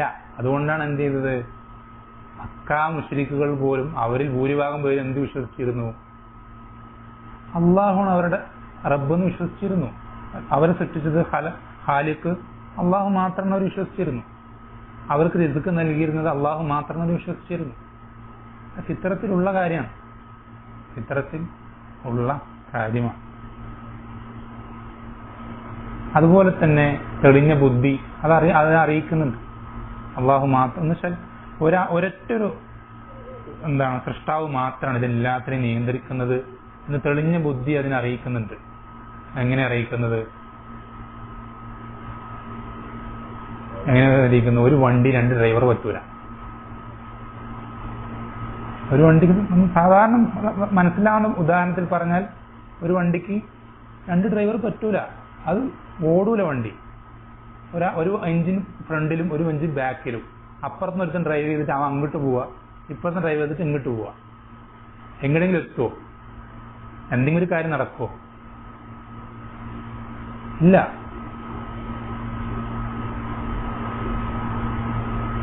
ഒരു അങ്ങേയറ്റം കഴിവും അറിവും ഹിക്മത്തുള്ള ഒരൊറ്റ റബ്ബല്ലാതെ വേറൊരാളും കൂടെ അതുപോലെ ഉണ്ടായിരുന്നെങ്കിൽ ഇതിങ്ങനെ നിലനിന്ന് പോവില്ല.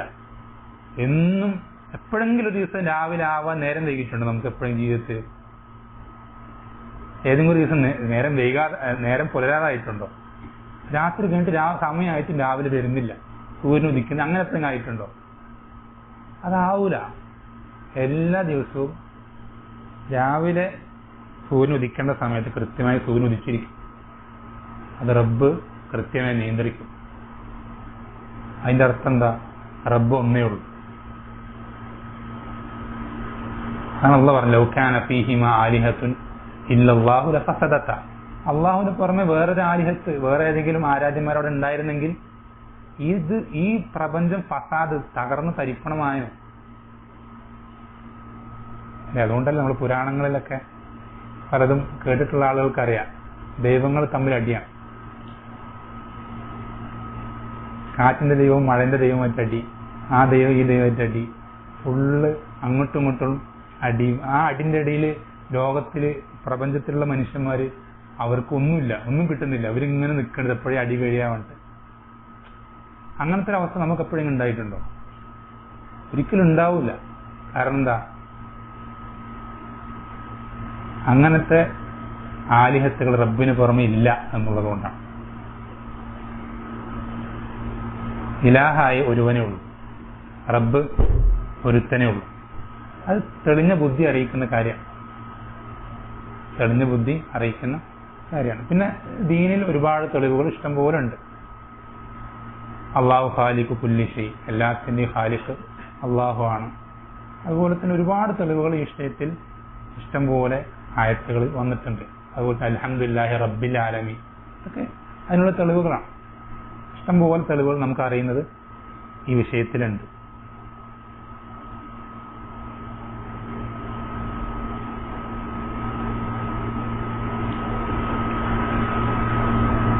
അപ്പൊ ഈ ഒരു റുബൂബിയത്ത്, ഈമാനുബിർ റുബൂബിയ എന്നുള്ളതിന് എതിരാകുന്ന വിശ്വാസങ്ങളാണ് എന്ത്?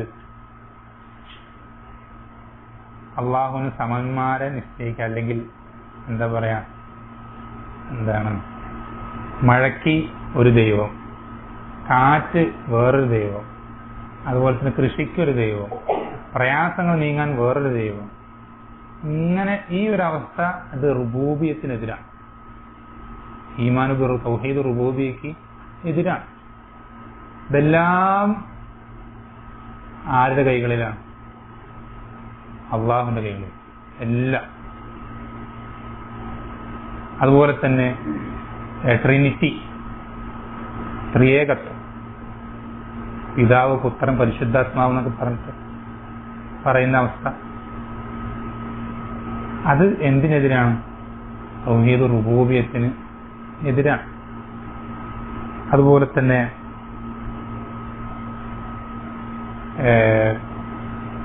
ചില ആളുകൾ പറയുന്ന ഒരു കാര്യമാണ് എന്ത്, നന്മയ്ക്ക് ഒരു ദൈവം തിന്മയ്ക്ക് വേറൊരു ദൈവം എന്ന് പറയുന്ന ഒരവസ്ഥ. അത് മുസ്ലിമീങ്ങൾ പോലും പല ആളുകളിലും കടന്നുകൂടിയിട്ടുള്ളൊരു ഷർറാണ്. എല്ലാത്തിൻ്റെ റബ്ബ് ആര് മാത്രം? ഒരുവൻ മാത്രം. എല്ലാത്തിനും സൃഷ്ടാവ് ഒരുവനേ ഉള്ളൂ. ഇതൊക്കെ ഈ വിഷയത്തിൽ ശ്രദ്ധിക്കേണ്ട കാര്യങ്ങളാണ്.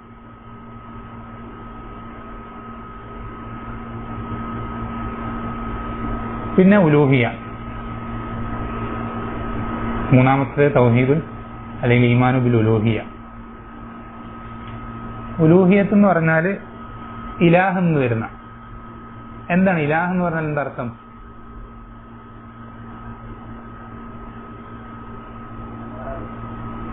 ഇലാഹ് എന്ന് പറഞ്ഞാൽ മഅബൂദ് എന്ന അർത്ഥം. ഇലാഹ് എന്ന് പറഞ്ഞാൽ മഅബൂദ് എന്ന അർത്ഥം.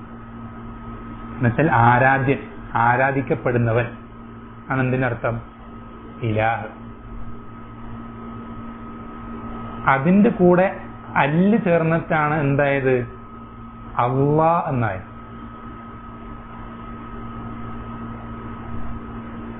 അൽ പ്ലസ് ഇലാഹാണെന്ത്? അൽ ഇലാഹെന്നും അറബിയിൽ പറയാറുണ്ട്. അത് തന്നെയാണ് എന്തായത്? ലോപിച്ചിട്ട് അള്ളാ എന്നായത്. അപ്പോ വെറും ഇലാഹും അൽ ഇലാഹും തമ്മിലുള്ള വ്യത്യാസം എന്താ? ഇലാഹ് എന്ന് പറഞ്ഞാൽ ആരാധ്യൻ, ആരാധിക്കപ്പെടുന്നവനെ അർത്ഥമുള്ളൂ. അൽ ഇലാഹിന്റെ അർത്ഥം എന്താ? നമ്മൾ ഇംഗ്ലീഷിൽ ദ പറയില്ലേ, ഏകദേശം ആ അർത്ഥം. യഥാർത്ഥ ആരാധ്യൻ, യഥാർത്ഥ ആരാധ്യൻ അല്ലെങ്കിൽ ആരാധിക്കപ്പെടാൻ അർഹതയുള്ളവർ. അതാണ് എന്തിനർത്ഥം? അള്ളാ എന്നുള്ള. പലർക്കും അള്ളാ എന്ന് പറഞ്ഞാൽ എന്താ അറിയില്ല. മുസ്ലിമീങ്ങൾ തന്നെ എന്താ അള്ളാ എന്ന് പറയുന്നത്, എന്താ അള്ളാ എന്ന് പറഞ്ഞാൽ അർത്ഥം എന്താ ചോദിച്ചാൽ അറിയില്ല. അള്ളാ എന്ന് പറഞ്ഞാൽ എന്താ? ഒന്നുകിൽ നമുക്ക് എന്ത് പറയാം? യഥാർത്ഥ ആരാധ്യൻ എന്ന് പറയാം, അല്ലെങ്കിൽ എന്തു പറയാം? ആരാധനയ്ക്ക് അർഹൻ എന്ന് പറയാം.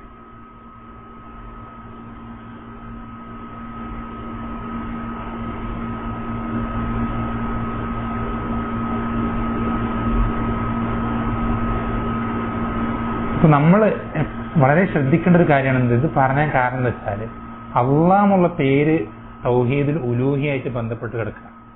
അതിന്റെ അർത്ഥം എന്താ? അത്രയും ഇമ്പോർട്ടൻ്റ് ആയിട്ടുള്ള കാര്യമാണ്. അത്രയും ഇമ്പോർട്ടൻ്റ് ആയിട്ടുള്ള കാര്യമാണ്.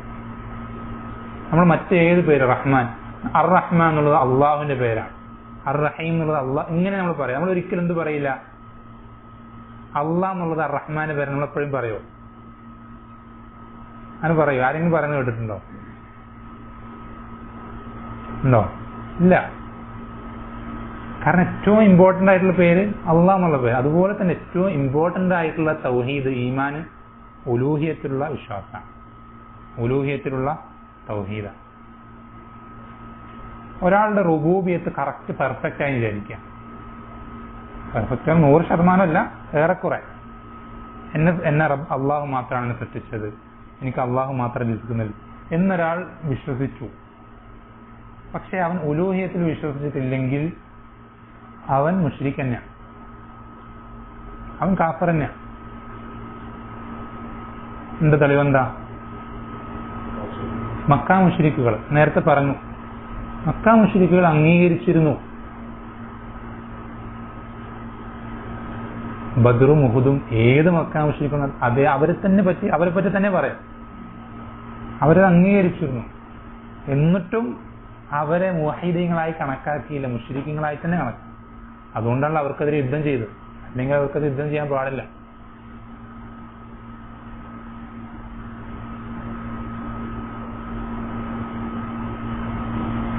അപ്പോ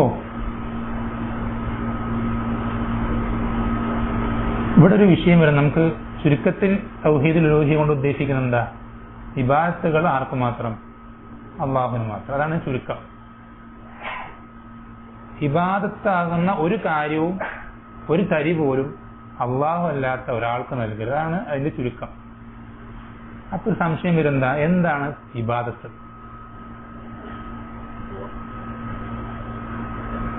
എന്താണ് ഇബാദത്ത്? ഒരു പ്രവർത്തനം എപ്പോഴാണ് ഇബാദത്താവുന്നത്?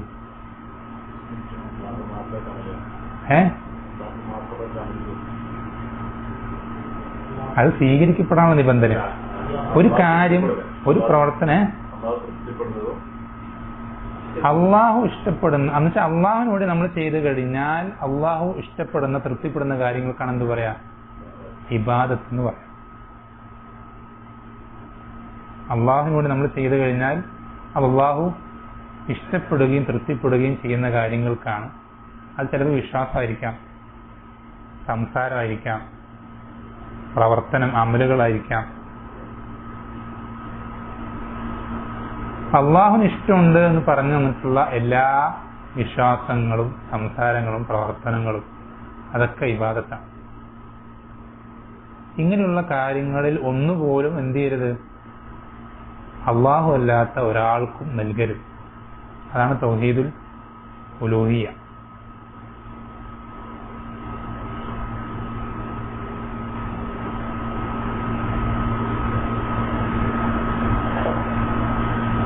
ഖൽബ് കൊണ്ടുള്ള ഇബാദത്തുകൾക്ക് എന്താ ഉദാഹരണം പറയാം? തവക്കുല്, പിന്നെ മഹബത്ത്. നമ്മൾ എപ്പോഴും ശ്രദ്ധിക്കണം. നമ്മൾ ഖൽബ് കൊണ്ടുള്ള ഇബാദത്തുകളെ പറ്റി ചോദിച്ചാൽ ഏറ്റവും ആദ്യം പറയേണ്ടത് മൂന്നെണ്ണാണ്: മഹബത്തും ഖൗഫും റജാവും. കാരണം അതില്ലെങ്കിൽ ഒരു ഇബാദത്താവൂല. ഇത് മൂന്നും വേണം. ഏതുപോലെ നമ്മൾ പറഞ്ഞ ഉദാഹരണം എന്താ? പക്ഷിയുടെ പോലെ ആയിരിക്കണം. ആ പക്ഷിയുടെ തലയാണ് എന്ത്? മഹബത്ത്. ഏറ്റവും ഇമ്പോർട്ടൻ്റ് ആയിട്ടുള്ള ഭാഗമാണ്. മഹബത്തില്ലാതെ ചെയ്തു കൂട്ടിയാൽ അത് എന്താവൂല? ഇബാദത്താവൂല. തലയില്ലാത്ത പക്ഷി പോലെ തന്നെ പറക്കാൻ കഴിയില്ല. പിന്നെ പറക്കാൻ വേണ്ടതാണ് എന്ത്? ഖൗഫും റജ. അതാണ് രണ്ട് ചിറകുകൾ. രണ്ടും ഒരേപോലെ വേണം. അങ്ങേയറ്റം പേടിയും വേണം, അങ്ങേയറ്റം പ്രതീക്ഷയും വേണം. ഒന്നൊന്നിന് കവച്ചു വെച്ചാൽ അധികമായാൽ, ഒരു ചിറക് മറ്റേ ചിറകിനൊക്കെ വലുതായാൽ പറക്കാൻ പറ്റാത്ത പോലെ തന്നെ അത് ശരിയാവില്ല, ഇബാദത്തിനെ ബാധിക്കും.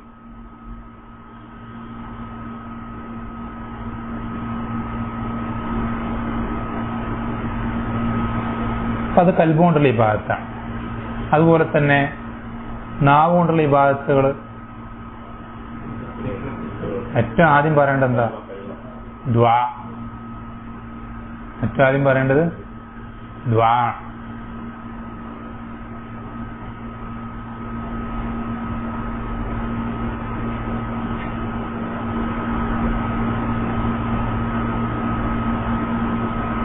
നമ്മുടെ മനസ്സിലേക്ക് ഏറ്റവും ആദ്യം ഓടിയെത്തേണ്ടത് ഈ കാര്യങ്ങളാണ് ചോദിക്കുമ്പോൾ. പിന്നെ വേറെ ഒരുപാട് ദിക്ർ, എന്താ പറയാ, ഇബാദത്തിന് ഇനങ്ങൾ ഒരുപാടുണ്ട്. ഖുർആൻ പാരായണോ, ദിക്റുകളോ, ഒരുപാട് കാര്യങ്ങൾ. പിന്നെ ശരീരം കൊണ്ടുള്ള ഇബാദത്തുകൾ, നിസ്കാരം, അതുപോലെ തന്നെ നോമ്പ്, ഹജ്ജും, അങ്ങനെ എല്ലാം. പിന്നെ വരുന്നത് സമ്പത്ത് കൊണ്ട് ചെയ്യുന്ന ഇബാദത്താണ്. അതിലാണ് സക്കാത്ത് വരിക. പിന്നെ ഹജ്ജിൽ രണ്ടും ഉണ്ട്, ശരീരമുണ്ട് സമ്പത്തും ഉണ്ട്. രണ്ടും കൂടി ചേർന്നിട്ടുള്ള ഇബാദത്താണ്.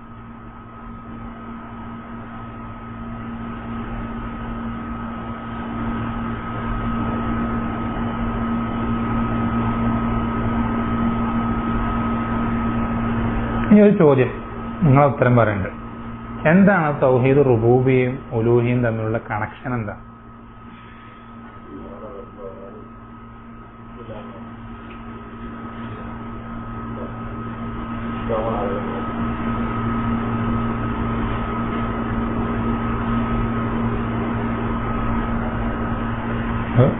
പറയാം.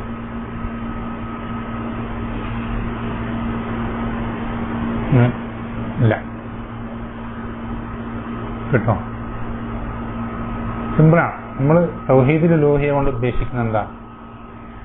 എന്നെ സൃഷ്ടിച്ചത് അള്ളാഹു മാത്രമാണ്. അള്ളാഹു മാത്രം എൻ്റെ സൃഷ്ടാവ്. എനിക്ക് റിസ്ക് നൽകിയത്, എനിക്ക് കിട്ടിയതൊക്കെ അള്ളാഹു മാത്രം നൽകിയത്. വേറെ ആർക്കും അതിലൊരു പങ്കുമില്ല. ഇതാണ് എന്ത് റുബൂബിയ കൊണ്ട് ഉദ്ദേശിക്കുന്നത്. ഇത് നമ്മൾ അംഗീകരിച്ചു കഴിഞ്ഞാൽ അതെന്ത് ചെയ്യും? സ്വാഭാവികമായിട്ടും തൗഹീദുൽ ഉലൂഹിയിലേക്ക് എത്തിക്കും. പക്ഷെ നമുക്ക് കൃത്യമായി ബോധ്യമുണ്ട് എനിക്ക് എന്തൊക്കെ കിട്ടിയിട്ടുണ്ട്, അതൊക്കെ തന്നത് അള്ളാഹു മാത്രമാണ്. പിന്നെ എൻ്റെ ഇബാദത്ത് ഞാൻ ആർക്ക് മാത്രമേ കൊടുക്കുള്ളൂ? അള്ളാഹുവിന് മാത്രമേ കൊടുക്കുള്ളൂ. കാരണം വേറെ ആരും എനിക്കൊന്നും തന്നിട്ടില്ല. അള്ളാഹു എനിക്കൊരു കാര്യം തരാൻ ഉദ്ദേശിച്ചാൽ അത് ഈ പറയുന്ന ഒരാൾക്കും അത് തടയാൻ കഴിയൂല. പിന്നെന്തിന് ഞാൻ അവരെ ഇബാദത്ത് ചെയ്യുന്നു? അള്ളാഹ് ഇബാദത്ത് ചെയ്ത പോരെ? അള്ളാഹു എനിക്കൊരു കാര്യം തടയാൻ ഉദ്ദേശിച്ചാൽ ഈ പറയുന്ന ഒരു ശക്തിക്ക്, ഒരു വ്യക്തിക്ക് എന്ത് ചെയ്യാൻ സാധിക്കില്ല? അതെനിക്ക് കൊണ്ടുതരാനും കഴിയൂല. പിന്നെ ഇപ്പൊ അവരെ കൊണ്ടെന്താ കാര്യം? അവരുള്ളതും ഇല്ലാത്തൊക്കെ സമന്, അവരുള്ളതും ഇല്ലാത്തൊക്കെ കണക്ക് തന്നെയാണ്. എന്തപ്പോ കാര്യമുള്ളത്? അല്ലെ? അല്ലാഹുമ്മ ലാ മാനിഅ ലിമാ അഅതൈത വലാ മുഅ്തിയ ലിമാ മനഅത. അപ്പൊ ഇതാണ് അത് തമ്മിലുള്ള ബന്ധം. തൗഹീദുർ റുബൂബിയ കറക്റ്റ് ആയിക്കാൻ, പെർഫെക്റ്റ് ആയിക്കഴിഞ്ഞാൽ അവന്റെ തൗഹീദുൽ ഉലൂഹിയ ശരിയാവും. അതാണ് മക്ക മുശ്രിക്കുകളെ പറ്റി പറയുമ്പോൾ നമ്മൾ എന്ത് പറയാത്തത്? അവർ കറക്റ്റ് തൗഹീദുർ റുബൂബിയ കറക്റ്റ് ആയാലും നമ്മൾ പറയാൻ പാടില്ല. എന്തുകൊണ്ടാ? തൗഹീദുർ റുബൂബിയ കറക്റ്റ് ആയാൽ തൗഹീദുൽ ഉലൂഹിയ കറക്റ്റ് ആവും. മനസ്സിലായോ? അവര് അതിന്റെ അടിസ്ഥാനങ്ങൾ പലതും പല വിഷയങ്ങളും അംഗീകരിച്ചിരുന്നു, അത്രേ ഉള്ളൂ.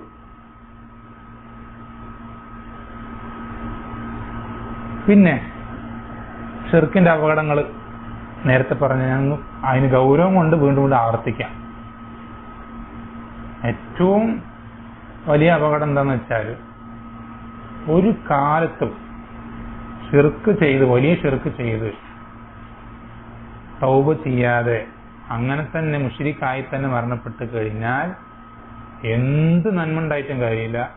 ഒരു കാലത്തും നരകത്തിന് പുറത്തു കിടക്കൂല, സ്വർഗത്തിൽ പ്രവേശിക്കില്ല. വേറെന്ത് ക്വാളിറ്റിയാണ് ഉണ്ടായിട്ടും കാര്യമില്ല.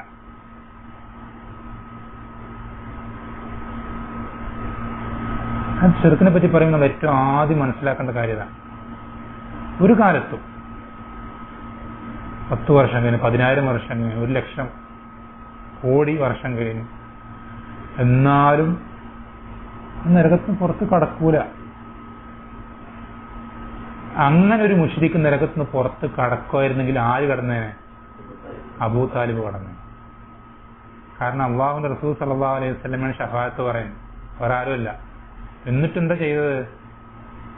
അടിയിൽ കിടക്കേണ്ട ആളെ മേലേക്ക് എത്തിച്ചു, അത്രേ ഉള്ളൂ. അവിടെ നിന്ന് ഈ ശിക്ഷ തന്നെ കാലാകാലം, ഒരു കാലത്തും പുറത്തെടുക്കും. അതുപോലെ തന്നെ പുറത്തെടുക്കുകയാണെങ്കിൽ ആര് കടന്നേനെ? ഇബ്രാഹിം അലൈഹിസ്സലാമുടെ ഉപ്പ ആദർ.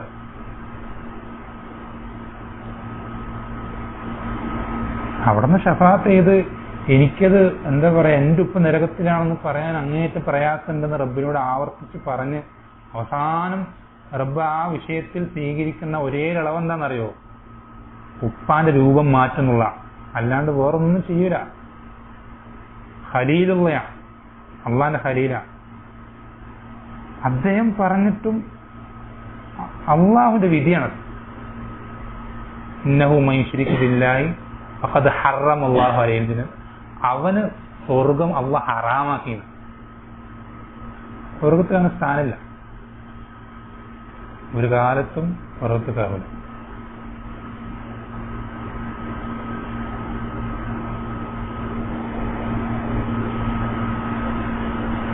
അതുമാത്രോ, അവൻ ഈ ദുനിയാവിൽ ചെയ്ത കുറേ പ്രവർത്തനങ്ങൾ ചിലപ്പോൾ ചെയ്തിട്ടുണ്ടാവും, കഷ്ടപ്പെട്ട ചില ആൾ. അതാണ് അള്ളാഹ് ഖുർആനിൽ പറയുന്നത്, ആമിലത്തുൻ നാസിബ. ചില ആളുകൾ പണി ഖിയാമത്ത് നാളിൽ വരുന്നത്, അവരും ആ ജീവിച്ച അവസ്ഥയിലെ ഖിയാമത്ത് നാളിൽ ഓരോരുത്തരും എഴുന്നേൽപ്പിക്കുക. അവർ ഖിയാമത്ത് നാളിൽ വരുന്നത് പണിയെടുത്ത് ക്ഷീണിച്ച അവസ്ഥയിലാണ്, ഒരുപാട് അമലുകൾ ചെയ്തിട്ട്. അവരെ പറ്റി അള്ളാഹ് എന്താ പറഞ്ഞത്? ഫിർദൗസിലാന്നാ പറഞ്ഞത്. എന്താ പറഞ്ഞത്? തസ്ല നാറൻ ഹാമിയ, അവര് കത്തിയിരുന്ന നരകത്തിൽ അവർ പ്രവേശിപ്പിക്കപ്പെടും. നമ്മൾ ചെയ്യുന്ന പണികളൊക്കെ വെള്ളത്തിൽ വരച്ച വരയാക്കുന്ന ഒരു കാര്യമാണെന്ത്? ഷിർക്ക്. ഒക്കെ വേസ്റ്റാക്കും. ഓട്ട ബക്കറ്റിൽ വെള്ളം കോരാന്ന് പറയുന്നു. മെനക്കെട്ട പണിയായിരിക്കും, പക്ഷെ ഒരു ഉപകാരം കിട്ടൂല.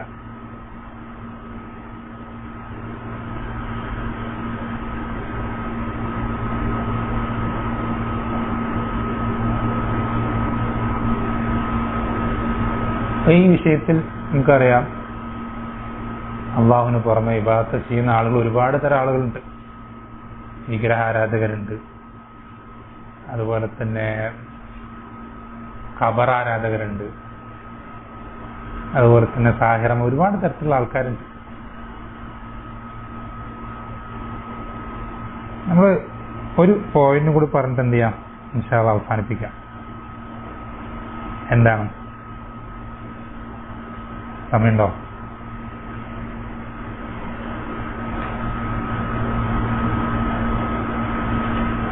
എന്താണ് ആളുകളെ ഷിർക്കിലേക്ക് എത്തിക്കുന്നത്? ഷിർക്കിലേക്ക് ആളുകളെ നയിക്കുന്ന കാരണങ്ങൾ നമ്മൾ പഠിക്കണം. വളരെ പ്രധാനപ്പെട്ടൊരു കാര്യമാണ്.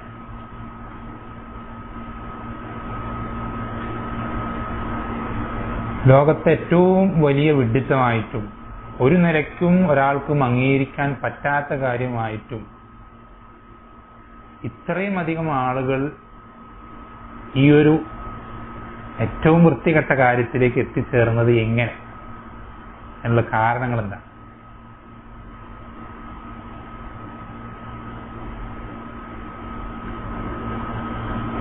ഒന്നാമത്തെ കാര്യം എന്നുള്ളത്,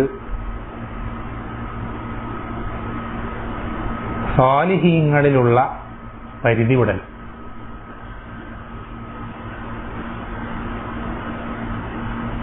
സ്വാലിഹീങ്ങളായ ആളുകളുടെ വിഷയത്തിലുള്ള പരിധി വിടൽ.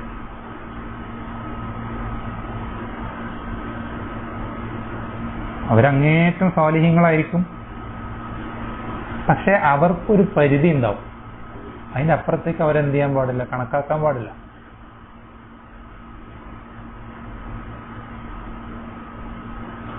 ഏറ്റവും നല്ല ഉദാഹരണമാണ് ആര്? ഈസ അലൈഹിസ്സലാം, ജീസസ്. എന്തുണ്ടായി?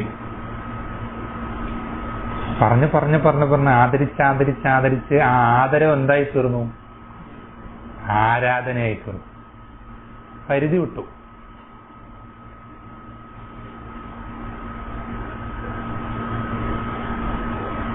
അല്ല, അദ്ദേഹത്തിന്റെ പ്രത്യേകത നമുക്കറിയാം. ഉപ്പില്ലാതെ അത്ഭുതകരമായ രൂപത്തിൽ ജനിച്ചതാണ്.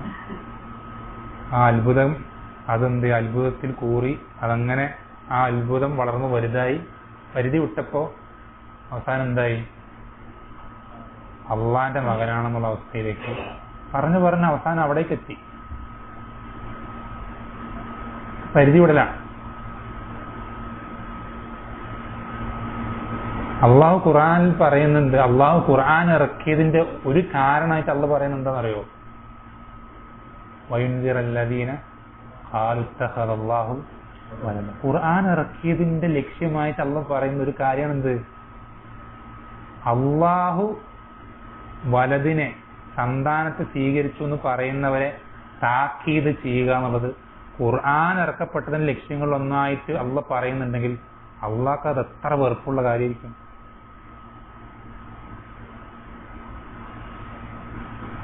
അതല്ലേ എന്താ പറഞ്ഞത് അള്ളാഹു സുബ്ഹാനഹു വ തആല ഖുർആനിൽ പറഞ്ഞത്? വഖാലു ഇത്തഖദ റഹ്മാനു വലദ ലഖദ് ജിഅ്തും ശൈഅൻ ഇദ്ദ തകാദു സമാവാതു യതഫത്തർന മിൻ ഫൗഖിഹിം. ആകാശഭൂമികൾ പൊട്ടിപ്പിളര. ഈ വാക്ക് അത്ര ഗൗരവമുള്ള വാക്കാണ്. ആകാശഭൂമികൾ പൊട്ടിപ്പിളരുക, പർവ്വതങ്ങൾ പൊടിപൊടിയാവും. അങ്ങനത്തെ ഒരു അവസ്ഥ ഈ പ്രപഞ്ചത്തിന് ഈ വാക്ക് കേൾക്കുമ്പോൾ ഉണ്ടാകുന്നുണ്ട്. അത്ര വലിയ എഫക്റ്റ് ഉണ്ടാകുന്നുണ്ട്. കാരണം അത്രയും അള്ളാഹുവിന് വെറുപ്പുണ്ടാക്കുന്ന വാക്കാണത് എന്ന് കല്ലിനും മരത്തിനും പോലും അറിയാം. അത്ര വൃത്തികെട്ട വാക്കാണ്. പക്ഷെ നമുക്കത് പലപ്പോഴും നമുക്ക് ഈ വാക്ക് കേൾക്കുമ്പോൾ നമുക്കൊരു എന്ത് ചെയ്യുന്നില്ല, ഹൃദയം നമ്മുടെ നടുങ്ങേണ്ടതുണ്ട് ശരിക്കും. അതിൽ അല്ലാഹു സുബ്ഹാനഹു വ തആല പറഞ്ഞു, ലൗ അൻസൽനാ ഹാദൽ ഖുർആന അലാ ജബലിൻ ലറഅയ്തഹു ഖാശിഅൻ മുതസദ്ദിഅ. ഈ ഖുർആൻ അല്ലാഹ് മലന്റെ മുകളിൽ ഇറക്കിയിരുന്നെങ്കിൽ മല പൊടിഞ്ഞു പോയിരുന്നു. കല്ലാണ്, കല്ല് പൊടിയും. അത് വെറുതെ ആലങ്കാരികമായിട്ട് പറയുന്നല്ല, അത്ര ഗൗരവമുള്ള കാര്യമാണ്. പക്ഷെ നമ്മുടെ ഹൃദയത്തിൽ ആ ഖുർആൻ ഇറങ്ങിയിട്ടും നമ്മുടെ ഹൃദയം കല്ലൊന്നുമല്ല, വെറും മാംസ കഷ്ണാണ്. പക്ഷെ അതിന് ഈ ഒരു പൊട്ടി തവിടുപൊടി ആകുന്നില്ലെങ്കിലും ചെറിയൊരു അനക്കം അവിടെ ഉണ്ടാവുന്നില്ലെങ്കിൽ നമ്മുടെ എന്തോ പ്രശ്നം.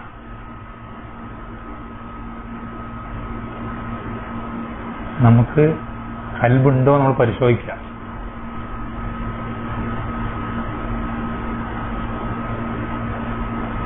അതിന്റെ വൃത്തികേട് നമുക്ക് മനസ്സിലാക്കാൻ നമ്മുടെ അവസ്ഥ ആലോചിച്ച് നോക്കിയേ.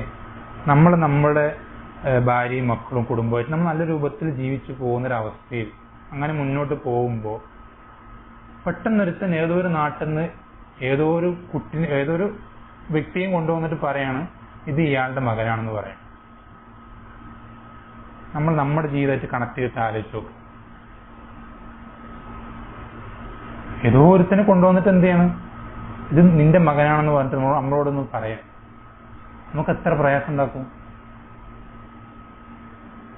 അല്ലെങ്കിൽ നമ്മുടെ ഉപ്പാനെ പറ്റി ആലോചിച്ച് നോക്കാം.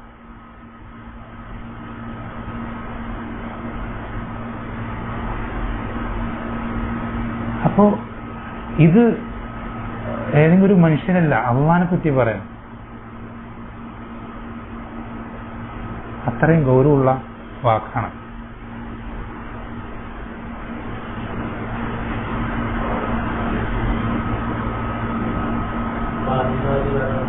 എങ്ങനെ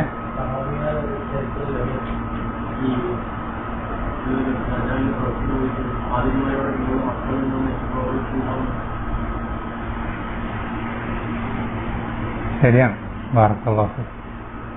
നല്ലൊരു സംഭവമാണത്. ഏതൊരു സഹാബി, പേരെനിക്ക് ഓർമ്മയില്ല, അദ്ദേഹം ഇതുപോലെ ഏതൊരു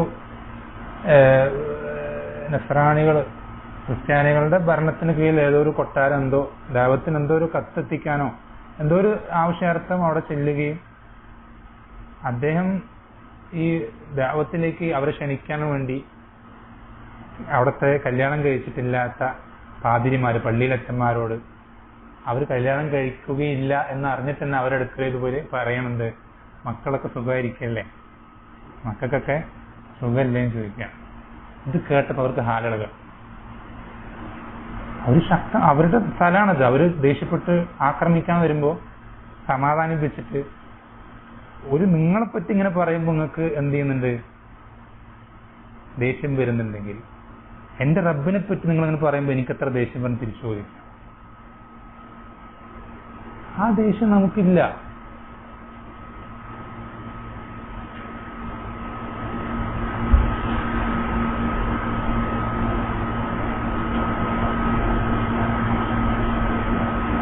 അപ്പോൾ നമ്മൾ വളരെ ശ്രദ്ധിക്കേണ്ട ഒരു വിഷയമാണെന്ത്, സ്വാലിഹീങ്ങളിൽ പരിധി കവിയാണ്. ഇത് നബി സല്ലല്ലാഹു അലൈഹി വസല്ലം അങ്ങേയറ്റം പേടിച്ചിരുന്ന കാര്യമാണ്. നബി സല്ലല്ലാഹു അലൈഹി വസല്ലം അങ്ങേയറ്റം പേടിച്ചിരുന്ന കാര്യമാണ്. ഒരു സന്ദർഭത്തിൽ നബി സല്ലല്ലാഹു അലൈഹി വസല്ലം അടുക്കൽ വെച്ചൊരു പെൺകുട്ടി, ചെറിയൊരു കുട്ടി നബി സല്ലല്ലാഹു അലൈഹി വസല്ലം പുകഴ്ത്തിയിട്ട് ഇങ്ങനെ കവിതകളും അതുപോലെ തന്നെ ഓരോ ബദറിലും മറ്റു യുദ്ധങ്ങളത്തെ ഓരോ വിശേഷങ്ങളൊക്കെ ഇങ്ങനെ കവിതയായിട്ട് നല്ല പാടിക്കൊണ്ടിരിക്കുമ്പോൾ, ചെറിയൊരു പെൺകുട്ടി പാടിക്കൊണ്ടിരിക്കുമ്പോൾ അതിലൊരു വരിയാണെന്ത്, വഫീന റസൂലുള്ളാഹി യഅലമു മാ ഫീ ഗദി.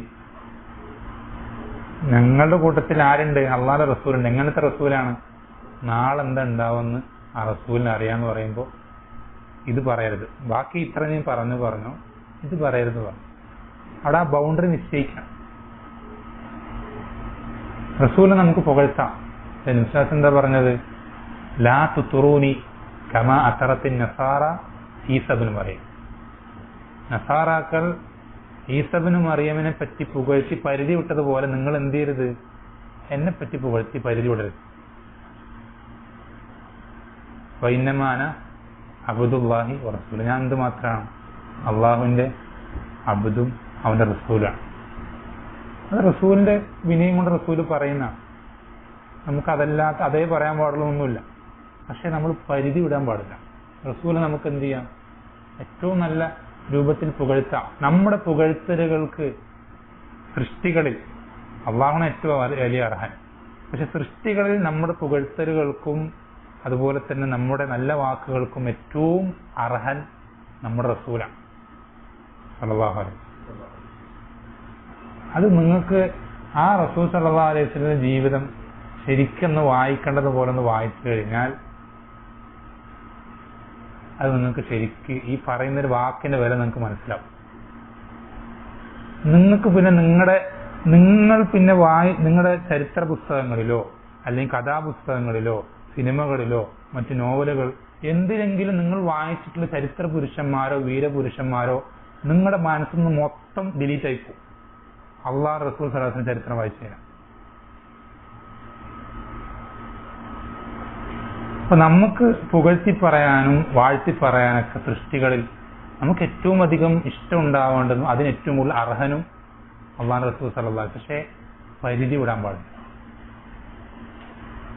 നിശ്ചയിച്ച് പരിധിക്കപ്പുറത്ത് പോകാൻ പാടില്ല.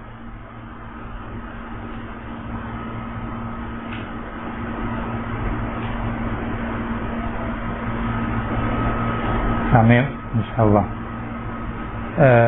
അടുത്ത ദിവസം മുതൽ ഇൻഷാ അല്ലാഹ് വേറെ ഒരുപാട് ഒന്നാമത്തെ വിഷയം മാത്രം പറഞ്ഞത്, കാരണം മാത്രം, ഷിർക്കിലേക്ക് എത്തിക്കുന്ന ഒന്നാമത്തെ കാരണം സ്വാലിഹീങ്ങളുള്ള പരിധി കവിച്ചൽ. ഇതുപോലെ തന്നെ വേറെ ഒരുപാട് കാരണങ്ങളുണ്ട്. ഇൻഷാ അല്ലാഹ് എന്ത് ചെയ്യാം, സമയം വൈകിയതുകൊണ്ട് അടുത്ത സന്ദർഭത്തിൽ സംസാരിക്കാം.